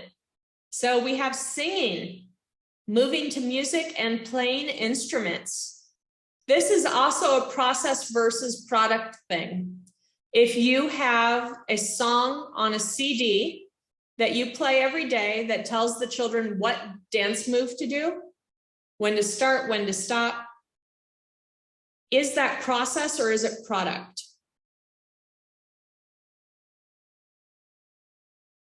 If the CD that you play every day has the same song that you follow, word for word, and it tells the children how to move for different parts of the song, when to start, when to stop, is that process or is it product? Product. Correct. And product doesn't promote creativity. It's good for some things. I'm not saying to get rid of all your product, but if you're trying to make children more creative, product is not going to help you get there. So things you could do to make it more process oriented are to kind of, you can still use some of the songs on CDs. I would probably choose not to do the ones that direct you how to move. So some songs say, all right, now put your hands out and dance and dance and dance. Now put your hands on your hips and dance and dance and dance. Now put your hands on your head and dance and dance and dance. There's no creativity there. It's fun. And you're promoting what? What is that good for? What objective would that work for, do you think? Based off what you've written so far for your activities, what are you promoting with that kind of song? Gross motor skills. Sure. Gross motor skills. We haven't gotten into it yet, but also paying attention to what people are saying and following directions. So they're getting something out of it. Are they being creative? No.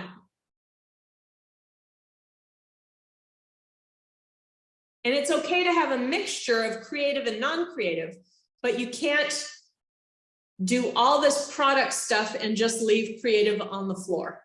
It needs to be incorporated as part of your class. So you can't have all your stuff on CD telling the children precisely how to move. You can still use the CD for creativity. How could you promote creativity using a CD for a song? Have just a fun song without like directions in it where they can move and dance how they want to. Yeah, that would totally work. So let's say they're really feeling the Trolls song this week. Put on the Trolls song and have a dance party, right? And you can also introduce the music instruments so they can make the beat to it too. Very cool. You can have either the homemade instruments like that oatmeal canister they can walk around and beat on, or you can have the more formal instruments that are actually made to be instruments, whatever. Easter's coming up. A good instrument are those plastic Easter eggs that you can put some beans or something and then tape the poop out of it so it doesn't get to be a choking hazard, and hand them out and they can shake that as a musical instrument. Singing. Do we have any songs? We talked in communication last week that there are some songs that give the children creativity and what the verses are. So the kids could have creativity in like the hokey pokey, choosing what body part to put in. It's like, what are we gonna do next? Oh, let's choose shoulder, miss. Okay, let's put our shoulder in and put it out. And Layla, what body part are we gonna do next? Our ear. Okay, let's put our ear in and put our ear out. That's promoting creativity. When the kids can mess with the sounds in the songs, like we talked about last week, like with Down by the Bay, that's a good one for creativity. Different movements you can do to music. So the kids are going to come in with older siblings and families that do dance, right? So you're going to have some kids that can bust out like some 80s dance moves or 90s dance moves or thousands dance moves that their family does. And they can show the other kids how to do that. You can share with the kids some different dance moves you know. You can also so this depends sometimes on what families you have. Sometimes you'll have a family member that actually teaches dance or music or does it professionally, and they can come in and help you figure out some activities with the children that way. There's also, I'm going to put it on the chat here. There's a place called Wolf Trap. I don't know if you've heard of them. Wolf Trap, and you could go on YouTube and look them up. They do a lot of music and movement activities for different age levels, different interesting songs that could be useful for you for creativity. Okay, yeah, so creativity, music and movement, good thing. Music and movement supports children's total development, their physical development, their cognitive, language and literacy, social skills, because you just can't go bumping off everybody when you're dancing and moving, and emotional skills. So how is this music making you feel? Let's dance like we're feeling sad, play some sad music, and let's move like we're feeling sad. And now let's put on some happy music. How would we move if we were happy dancing? How would we move if we were excited dancing? How would we move if we were angry dancing? So thinking about these things. And it helps bridge children's thinking about something that's concrete that they can touch and they can taste to just a representation or an abstract representation in their mind. All right. We already talked about that. I'm uncertain why I have another slide about it. Gets more into it. All right. So this talks about, with the different developmental domains, some things that music and movement activities support. So for social emotional, we talked about sharing space, a personal bubble, taking turns, building self-esteem, building relationships, learning to cooperate, discussing emotions through dance and singing. For physical, we have our gross and fine motor, balance, body awareness, coordination, crossing the midline. That's something that's frequently mentioned for young children. And the midline is an imaginary line that goes down your center. So this is your midline. And crossing it is supposed to be good for children's physical development. And when I say crossing it, I mean when you have children do activities where they have to reach across their center line, their midline. Reach across, do some sort of skill, reach across, do some sort of skill with arms and legs. It's not just one or the other, but okay. For cognitive, things that can come up in music and movement are counting. So you could do counting activities, patterns. So we will rock you, right? It's a pattern. Sequencing, steady beats, a very Wolf Trap thing. They do it a lot. So I highly encourage you to look up Wolf Trap and hear some of their music. If we have a lot of time left at the end, I can actually pull that up for you.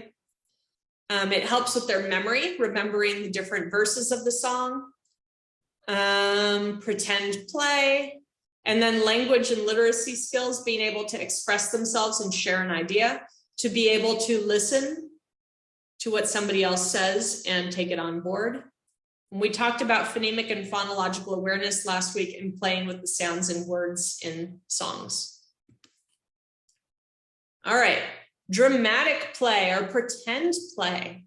Sociodramatic fosters imagination, new ways of thinking, and problem-solving skills. It helps children understand and experiment with social roles. Has anybody ever been in a classroom where you heard the children in the home area talking about, this is what mommy does, and showing what mommy does and how mommy's doing something, or this is what daddy does, or this is what an uncle does, or this is what a firefighter does? So it's helping them try out those roles that they've seen. There's no right or wrong answers for sociodramatic play. You know, if you choose to make your caldo with blocks from the block area and serve it on the floor to the puppy dog, that is perfectly fine in the home area. And then storytelling and story retelling is also important. Do you all have in your classroom a favorite book that the children like to hear over and over and over again?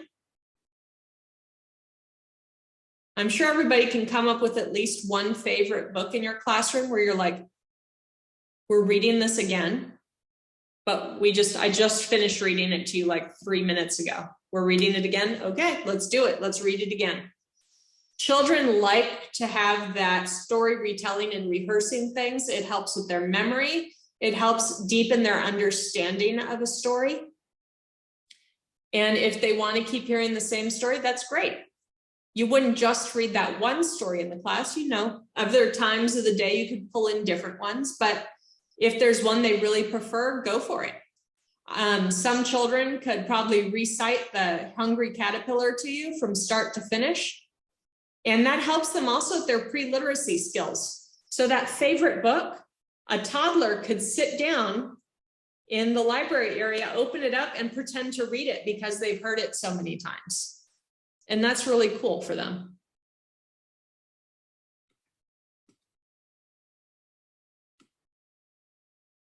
Alicia says she actually knows every word in the book too now.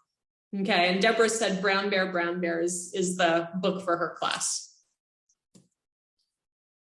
All right, ways you can promote creativity and dramatic arts are you can have open-ended materials. We've talked about this in our learning environments chapter, how the kids don't actually have to have the plastic food that looks like a piece of corn. They just need to have open-ended materials like blocks and maybe nature materials like sticks, pine cones, whatever interesting non-choking hazard things you can find are great for them to pretend to make into food.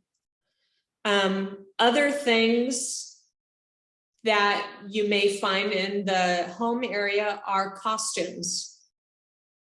And I'm not saying there's nothing wrong. There's nothing wrong with costumes, y'all. Hands in the air, stepping away. If you want to put costumes in your home area, good for you. Great. There's nothing wrong with costumes.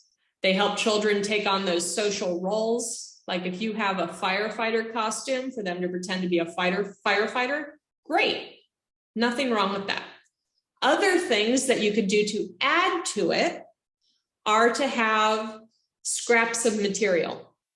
And I would say these are probably hemmed so that they don't fray everywhere. But if you had scraps of material and little clips, like laundry clips or binder clips, could you see how that would force children to be creative in how they wrapped and clipped the material to make outfits to wear? And this would be for a toddler class. You wouldn't do this in a baby room. But can you see how that would make some really interesting conversations about making clothes with putting out material in clips? So I'm not saying get rid of your shiny dresses and your firefighter hats. By all means, keep those. But if you have an older classroom that can handle the clips with the material, I think you'd have some really interesting conversations and some really interesting fashion moments in your room if you did that. Might have the next fashion designer developed in your classroom. And say, I started them on that path. I gave them shiny sequin materials and laundry clips, and they took it from there. All right. Here is a book that promotes open-ended materials and thinking about how to use things in different ways. And I'm actually noticing that the stick is moving, which I did not notice before, and it's kind of freaking me out a little bit on this picture. I don't know why. Every once in a while I see it moving. Ooh, okay. So let's look on YouTube and watch this video of this book.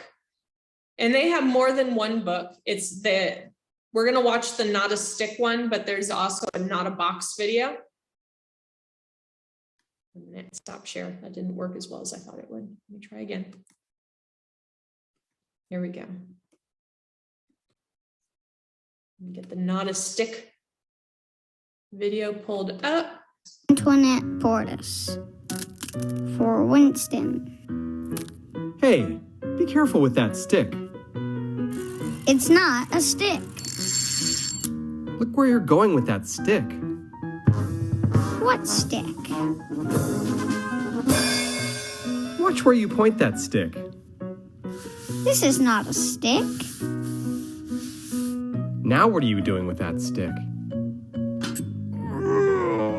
It's not a stick. Don't trip on that stick. I'm telling you, it's not a stick. So, still standing around with that stick? This is not a stick. Okay, then what is it?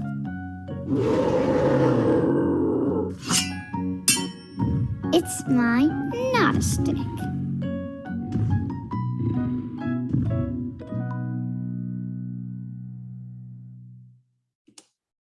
All right, let me exit out of that.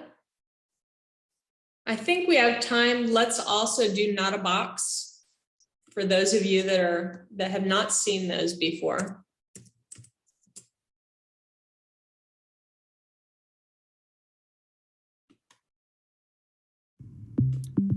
Not a Box by Antoinette Portis. Not a box. To children everywhere, sitting in cardboard boxes. Why are you sitting in a box? It's not a box. What are you doing on top of that box? It's not a box. Why are you squirting a box? I said it's not a box. Now you're wearing a box? This is not a box. Are you still standing around in that box? It's not a box.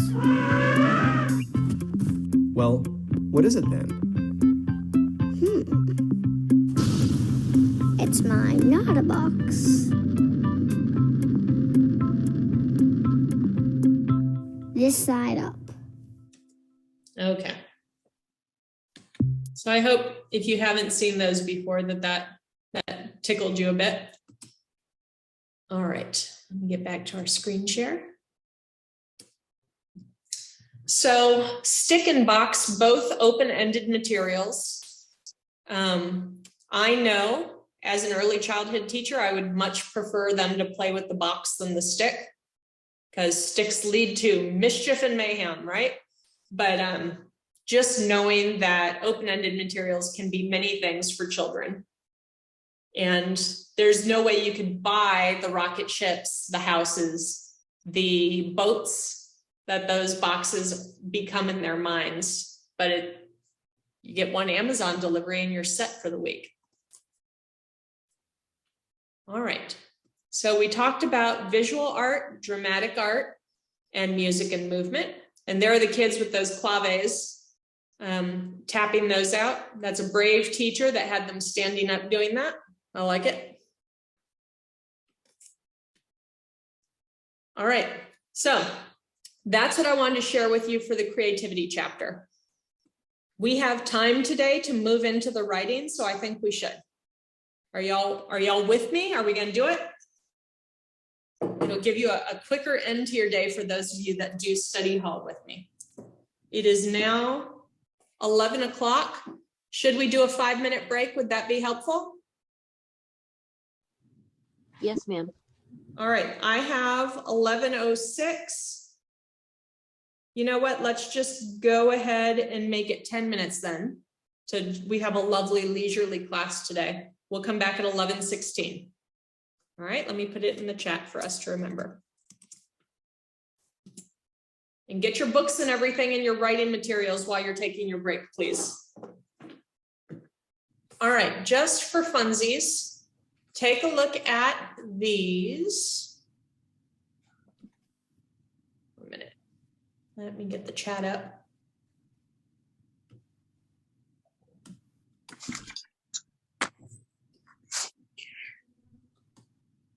All right, what is the best example of materials to use for a visual arts experience? A, B, C, or D? You can put it in the chat.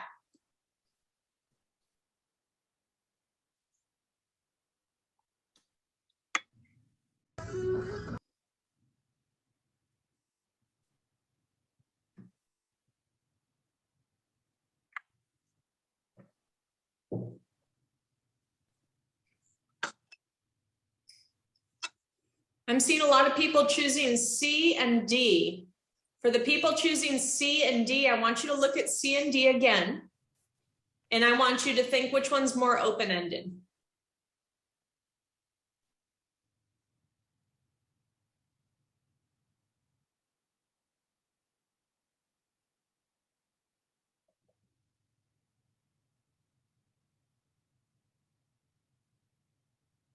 Okay.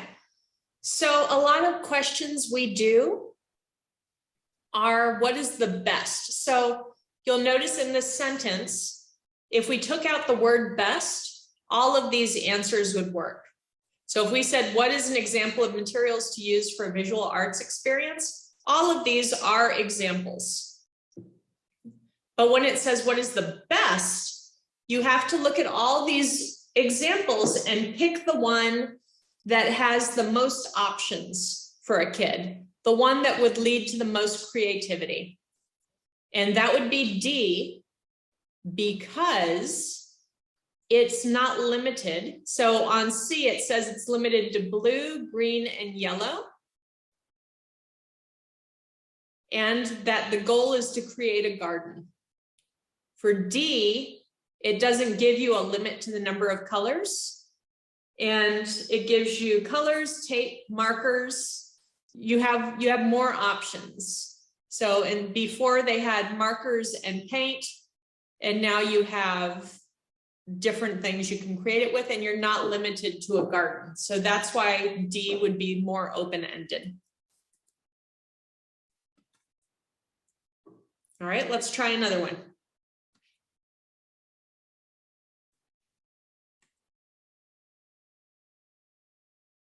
You can nurture the creativity in every child by respecting and valuing the creative process.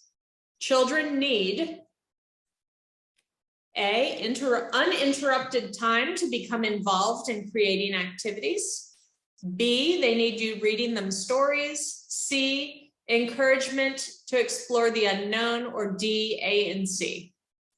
So all of these are good answers. You need to choose what is the best answer.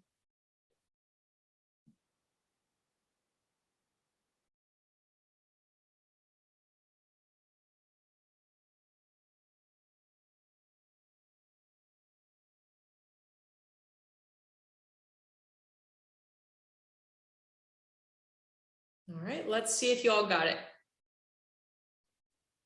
If you chose D, you are correct. The uninterrupted time, that's when we were talking about the 1 hour blocks at least of time, and encouragement to explore things. So reading them stories is good for creativity too, but we know for a fact that A and C are really good answers and we can't just leave them out. So D is your best response.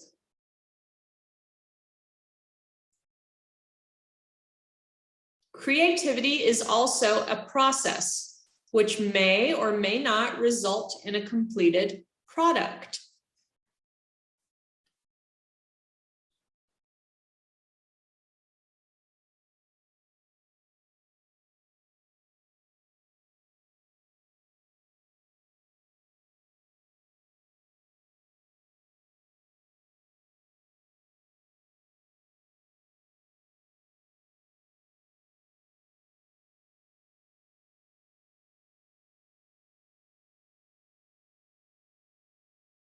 All right, if you chose A, you are correct.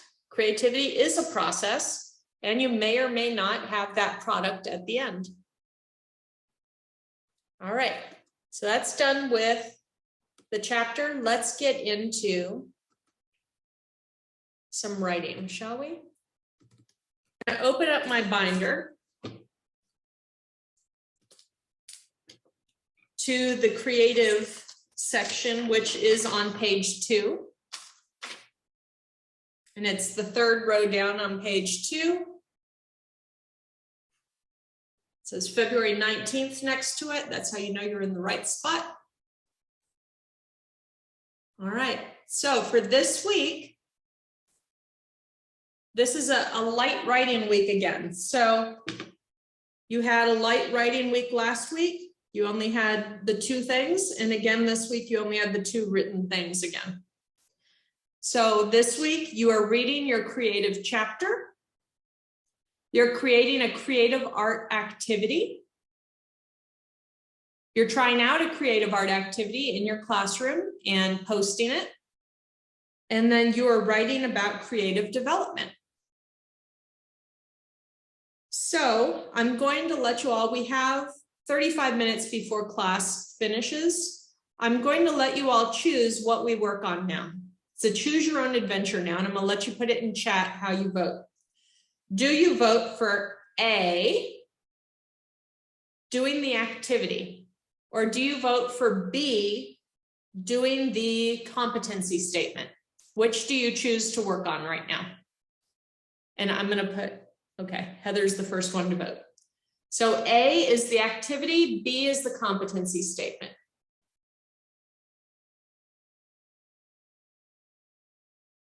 Okay, I see people tearing up letter B, so we're going with the competency statement. All right, great.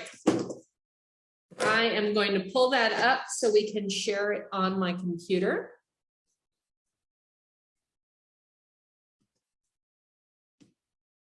Competency statement, what is the number of it?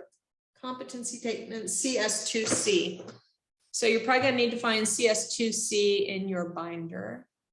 And I'm gonna look for it in my thing here. Here it is.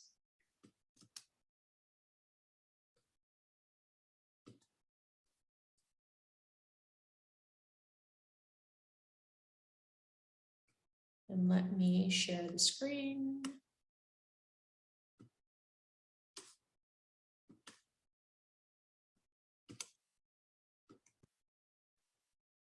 All right.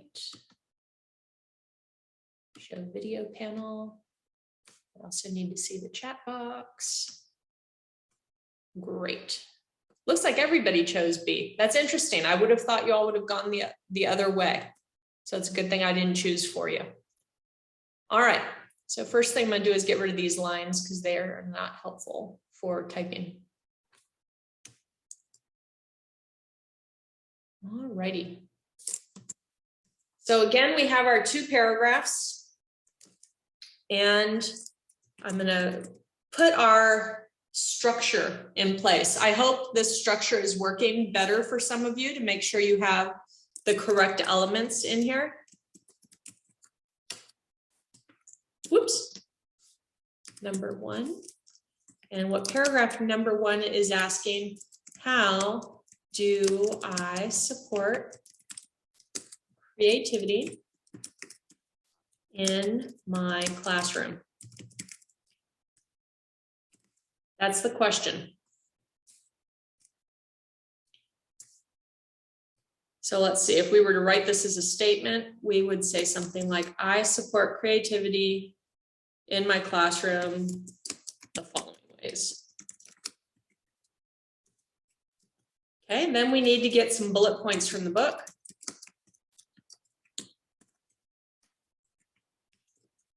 And supporting statements, or supporting sentence.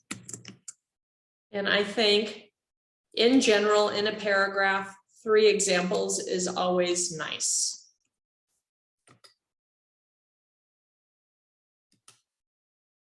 Uncertain why the formatting changed.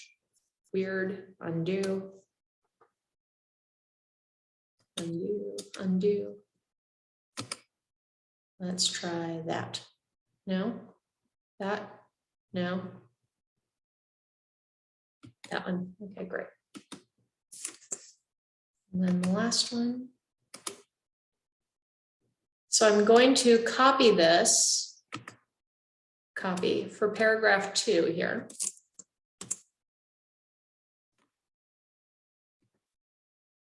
In paragraph 2, I support creativity in my, and this is where you put your creative activity. You could put the title here, maybe title of my. Okay.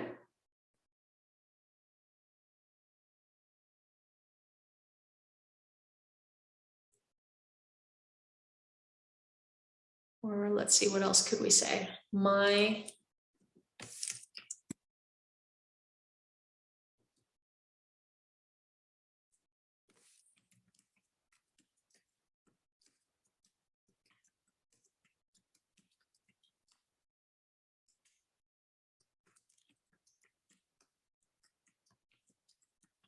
something like that. But we are going back to the 2 paragraph, where the first paragraph is in general in your classroom, how do you support it? The second paragraph is all about in the activity I created, this is how I support it. Does anybody have a question about that difference?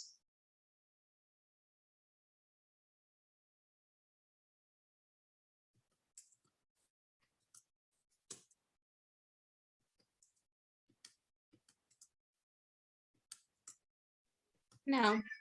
Okay. So typically when we do this, I have you all open up your textbook to the creativity chapter and start finding some bullet points about how you support creativity in your classroom. So I'm going to ask you to open to your creativity chapter, to your creative chapter, which starts on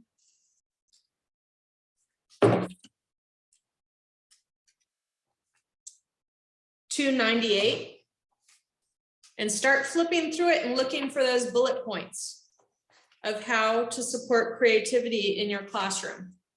And when somebody finds one, you can give a shout out and we'll put it down as one of the bullet points and come up with a supporting sentence. We do need to know the page number though. I'm going to put the page number so other people can find it as well later on. So start reading. I'm seeing 3 bullet points on the bottom of page 301. Let's see, what else can I find?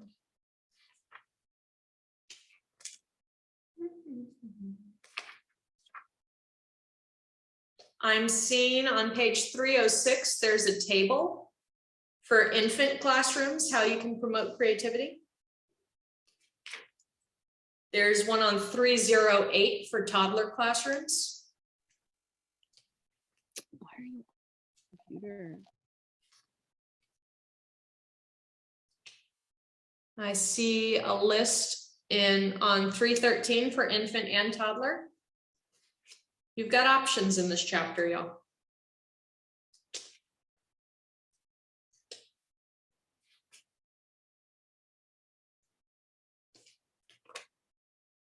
Again on 319 and 320.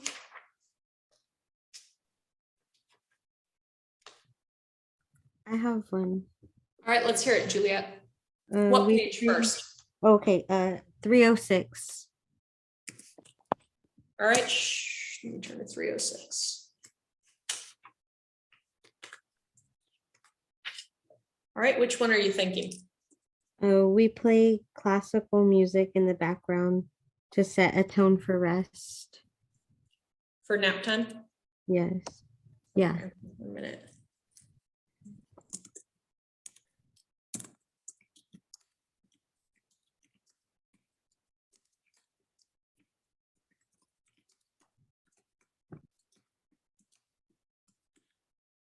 And I'm hearing for your supporting sentence that this happens during nap time. So we can start that during. Liz, I see yours. We'll do yours next. During nap time. We play any specific kind of music or anything else we can write about it. During nap time, we play. Like non-lyrical classic instrumental music. I'm not. Wow. Okay. That's a lot. Let me see. Yeah, I'm sorry. I don't know how to. Instrumental music.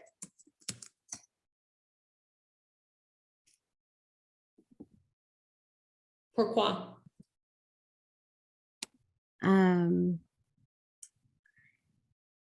Just to have a more soothing kind of atmosphere, I guess. Great, thank you. And congratulations on being the first one to bite the bullet. And shout out.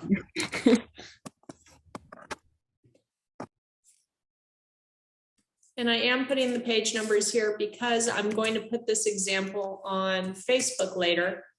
And if you all want to see where these things came from, to choose something perhaps similar, because we do have people from different age level classrooms. All right, Liz, you are up. I see you chose something on page 301. Let me go to that. And encourage to explore the unknown. All right, so let me put that down. Encourage.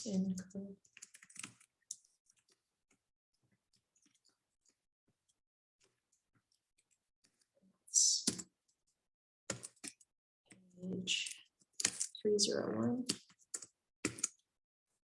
And Liz, what are we thinking we could do for a supporting sentence for that?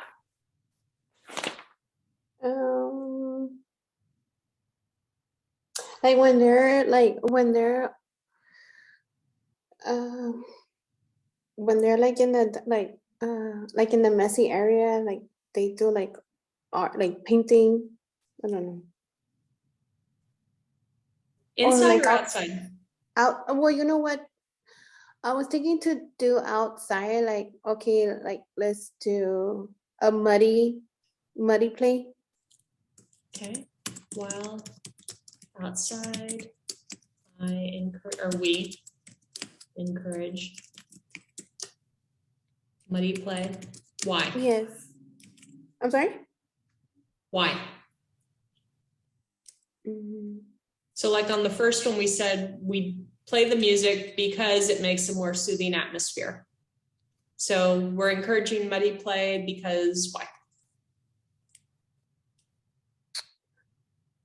And if you want to phone a friend on this one, feel free.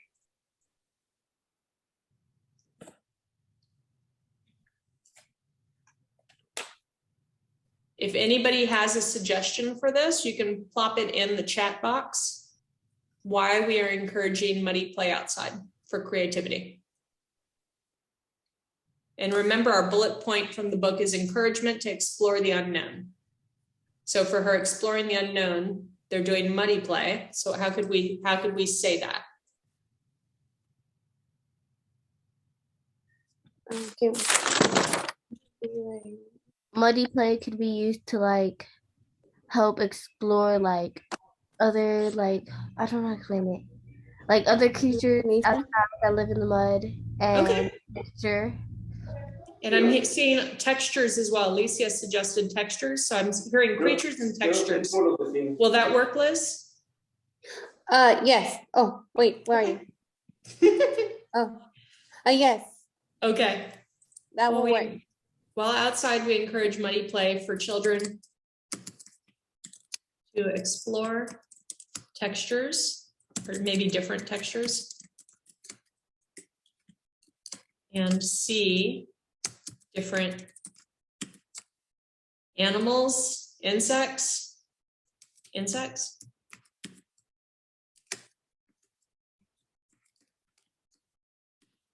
Okay, cool, thank you. Very, very brave, Miss Liz. Who's our next person? What's our third bullet point? What else do you see that you do?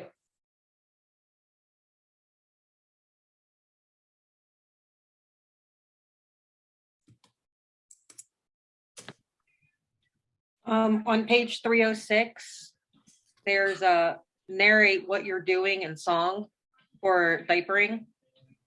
Thank you. I was like, where is she seeing it? Where is she seeing it? All right, diapering, narrate what you are doing in song. That is a rare bird that can do that.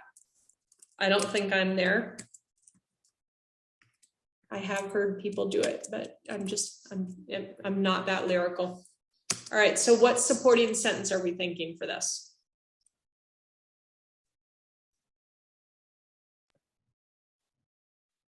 While changing diapers, I will make up lyrics to keep the children happy and knowing what I'm doing. I like it. Deborah also gave us, thank you, Heather. Deborah also gave a suggestion for a bullet point. She said, provide opportunities for children to mimic adult behavior with dolls or stuffed animals. And what page was that, Deborah?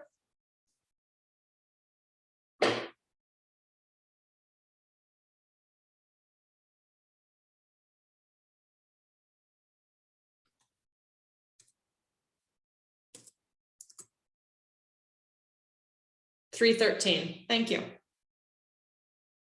All right, y'all. So that's pretty much how you do paragraph 1.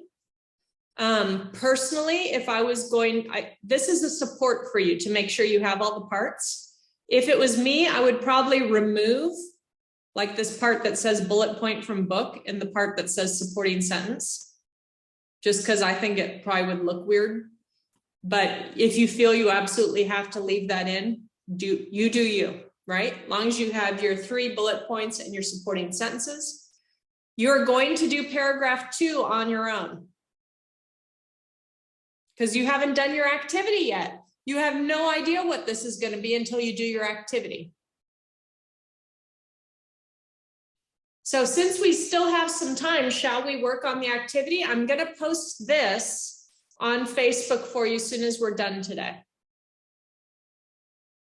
I'm going to save it, and this will get posted on Facebook for you as soon as we're done today. All right, so you'll have this framework and what we created together. All right, so I'm going to close that, and I'm going to open our creativity activity. It's a rhyme. Then Manuel Miranda, step aside. I'm coming through. All right, creativity. Here it is. It's coming. So you need to, while you're doing this, you need to look in your binder on that 3rd page where you're marking down which age groups you have already created activities for. So you can't do all your activities for the toddler age group. You need to make sure that you are making 3 young infant, 3 mobile infant, and 3 toddler activities. You need to have all 3.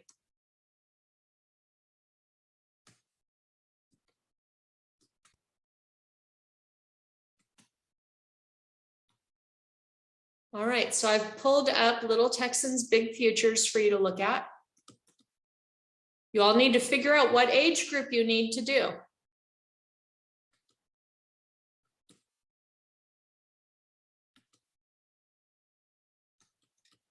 let's see, creativity. Where might I find that in here?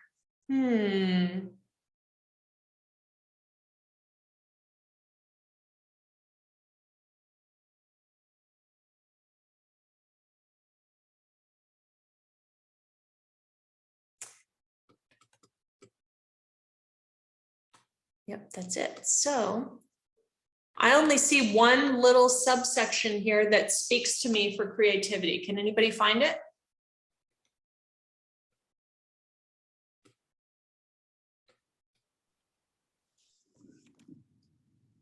Exploration and discovery, maybe? You're not completely wrong but we did use that for science. Mm-hmm. So you could theoretically, but you'd need to make sure you got something that was very explory and not science. But there's one of these that I think only works for creativity. But thank you for offering that. I found it under cognitive development. Exploration and discovery. Again, not. Oh, imagination and make believe, maybe. Oh, I yeah. think so. Let's take a look at that. Make believe. That sounds creative to me. All right, so I'm going to try and make this bigger because for those of you on phones, you're going to be like, no, I don't see it. All right, so this is about pretend play. If you wanted to do something that was from that exploration and discovery, you need to make sure it doesn't look like a science activity at the end of it. Okay. So here are your choices if you want to do the symbolic play, the make-believe. They have young infants here, which is copy caregiver actions, imitate playing with a toy, coo, squeal, or laugh when their caregiver talks and plays games with them. And it gives you activity ideas on the right. For the mobile infants, it says imitate adult actions like waving bye-bye or brushing hair.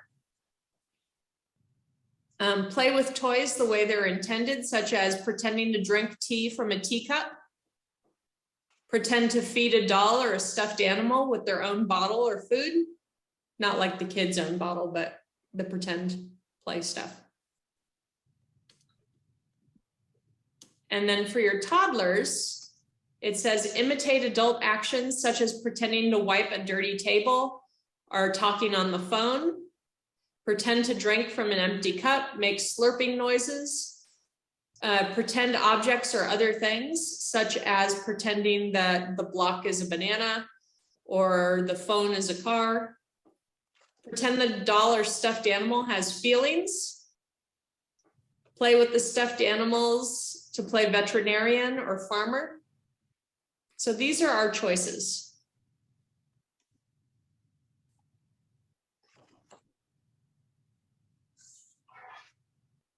I think I'm randomly going to pick this last one, which is a toddler one, because we usually for our examples do younger, I think. So I'm going to pull the toddler one that's the 18 to 36. I copied it and I will put it in our activity.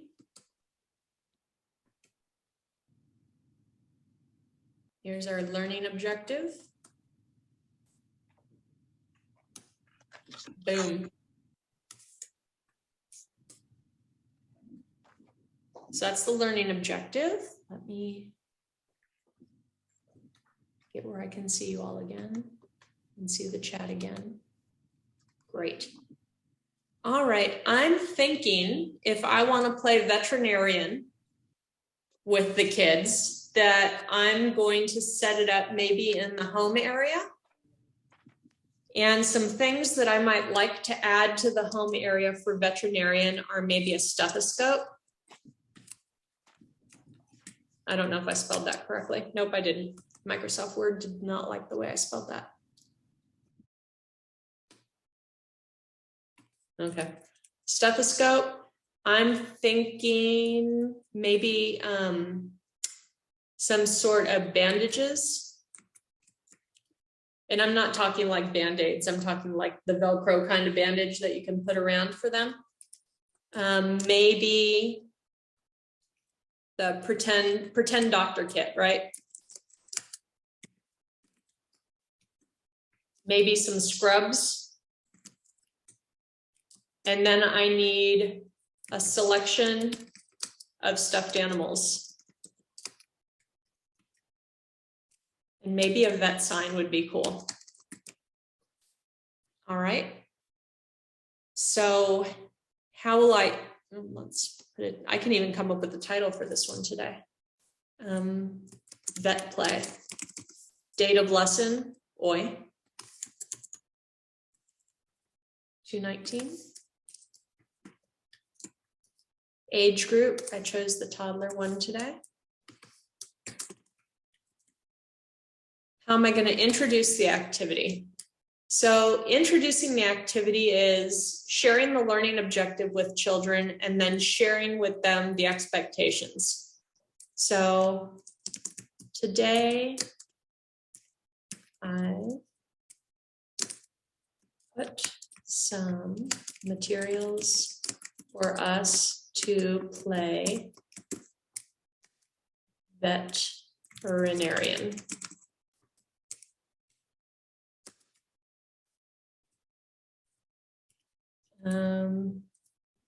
I don't know if I'd have any different expectations than normal in a toddler room. I think I would just leave it at that. Step-by-step procedures, teacher models how to use the doctor instruments, such as stethoscope, bandage. They usually have one of those blood pressure cuffs in there.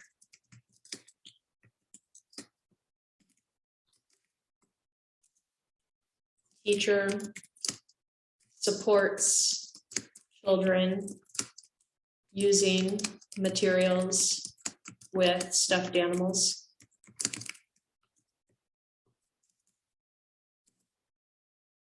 I think that might be it. Is there anything we should add to it, do you think?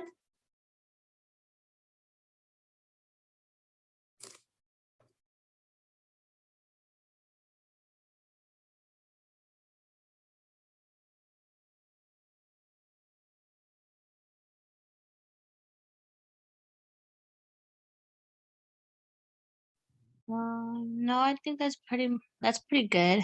Pretty straightforward, right? Yeah. So I'm thinking though, on this follow-up, I definitely want to have some books on vets, going to the vet. Kind of books. What else could I put in the classroom that would be a related material, do you think, for going to the vet? Could you do maybe posters or pictures of vets and the animals, or like or magazines? Sure, I like it. Other suggestions?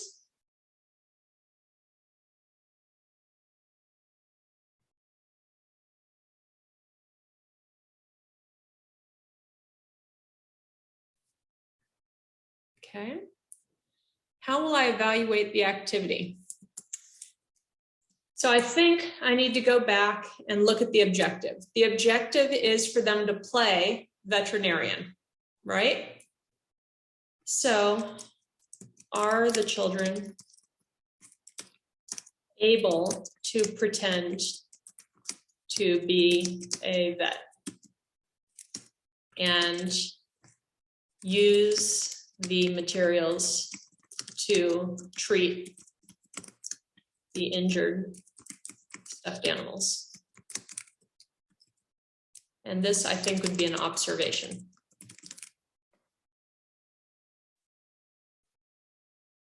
I think that would be a question mark, not a period there, because that is a question.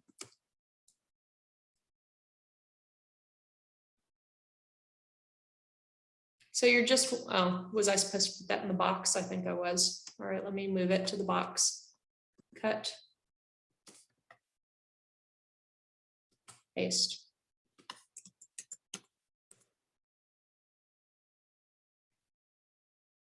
All right, adaptations for children in my classroom. So I noticed when I was looking at our activities that some people were choosing to say, you know what, I don't have any kids identified with special needs.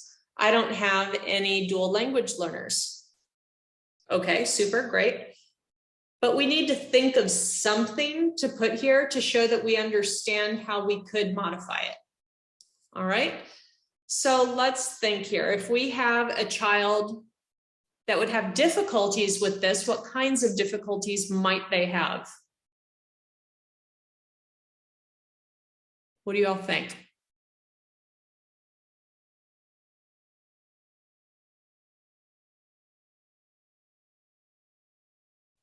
Like as far as like dual language or just in Just for general? the special, we can go with either one. I'm willing to write down for either one right now. Oh, okay. Well, with children with special needs, you can, I know there's books on how certain animals, maybe you can show like a veterinarian introducing an animal to like a dog to the child with a certain disability, like emotional support. Is it something like that or? Okay, include books on how animals can support humans. All right, I'm hearing that. Also, sensory issues. Say that again. Sensory issues. Okay, what would we do for somebody with sensory processing issue? Maybe you can put gloves. Okay, include gloves. Or, so if the sensory processing thing could be that they don't like the fur, is that what I'm understanding? Is that correct? Yeah. So if we could have get some hard animals that don't have fur as well.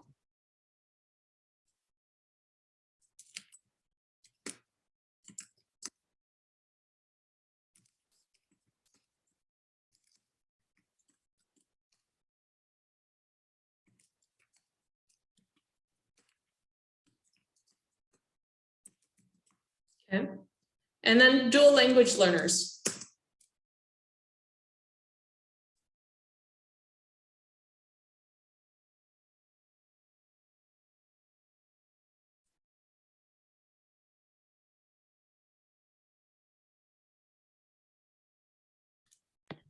Offer books in their language. And ask the family how they pronounce keywords that we're going to use.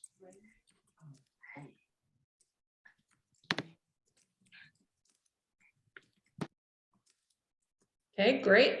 Possible connections to other topics. So somebody already mentioned service animals. I like that. What else do we think? What other topic? It mentioned farmer in the objective.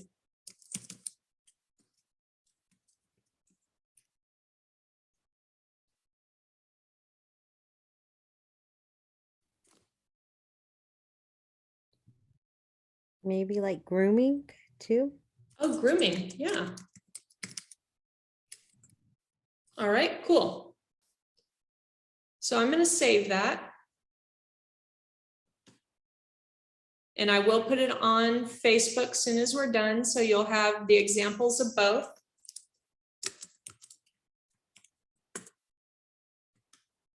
And then you could use your activity to do your second paragraph of the competency statement. Now we're going to be signing off in a minute. I am going to stay on and help anybody that wants assistance in study hall. Like always, after the last person leaves study hall, I'm going to close it down. So if you have questions, stay on. Don't think, oh, I'll come back at 2 o'clock. Lillian will probably not be here. All right. We've had a great class. Thank you so much for your participation. I appreciate it. I hope you have a wonderful week. And if you're not staying on for study hall, it's 12 o'clock. Have a lovely afternoon.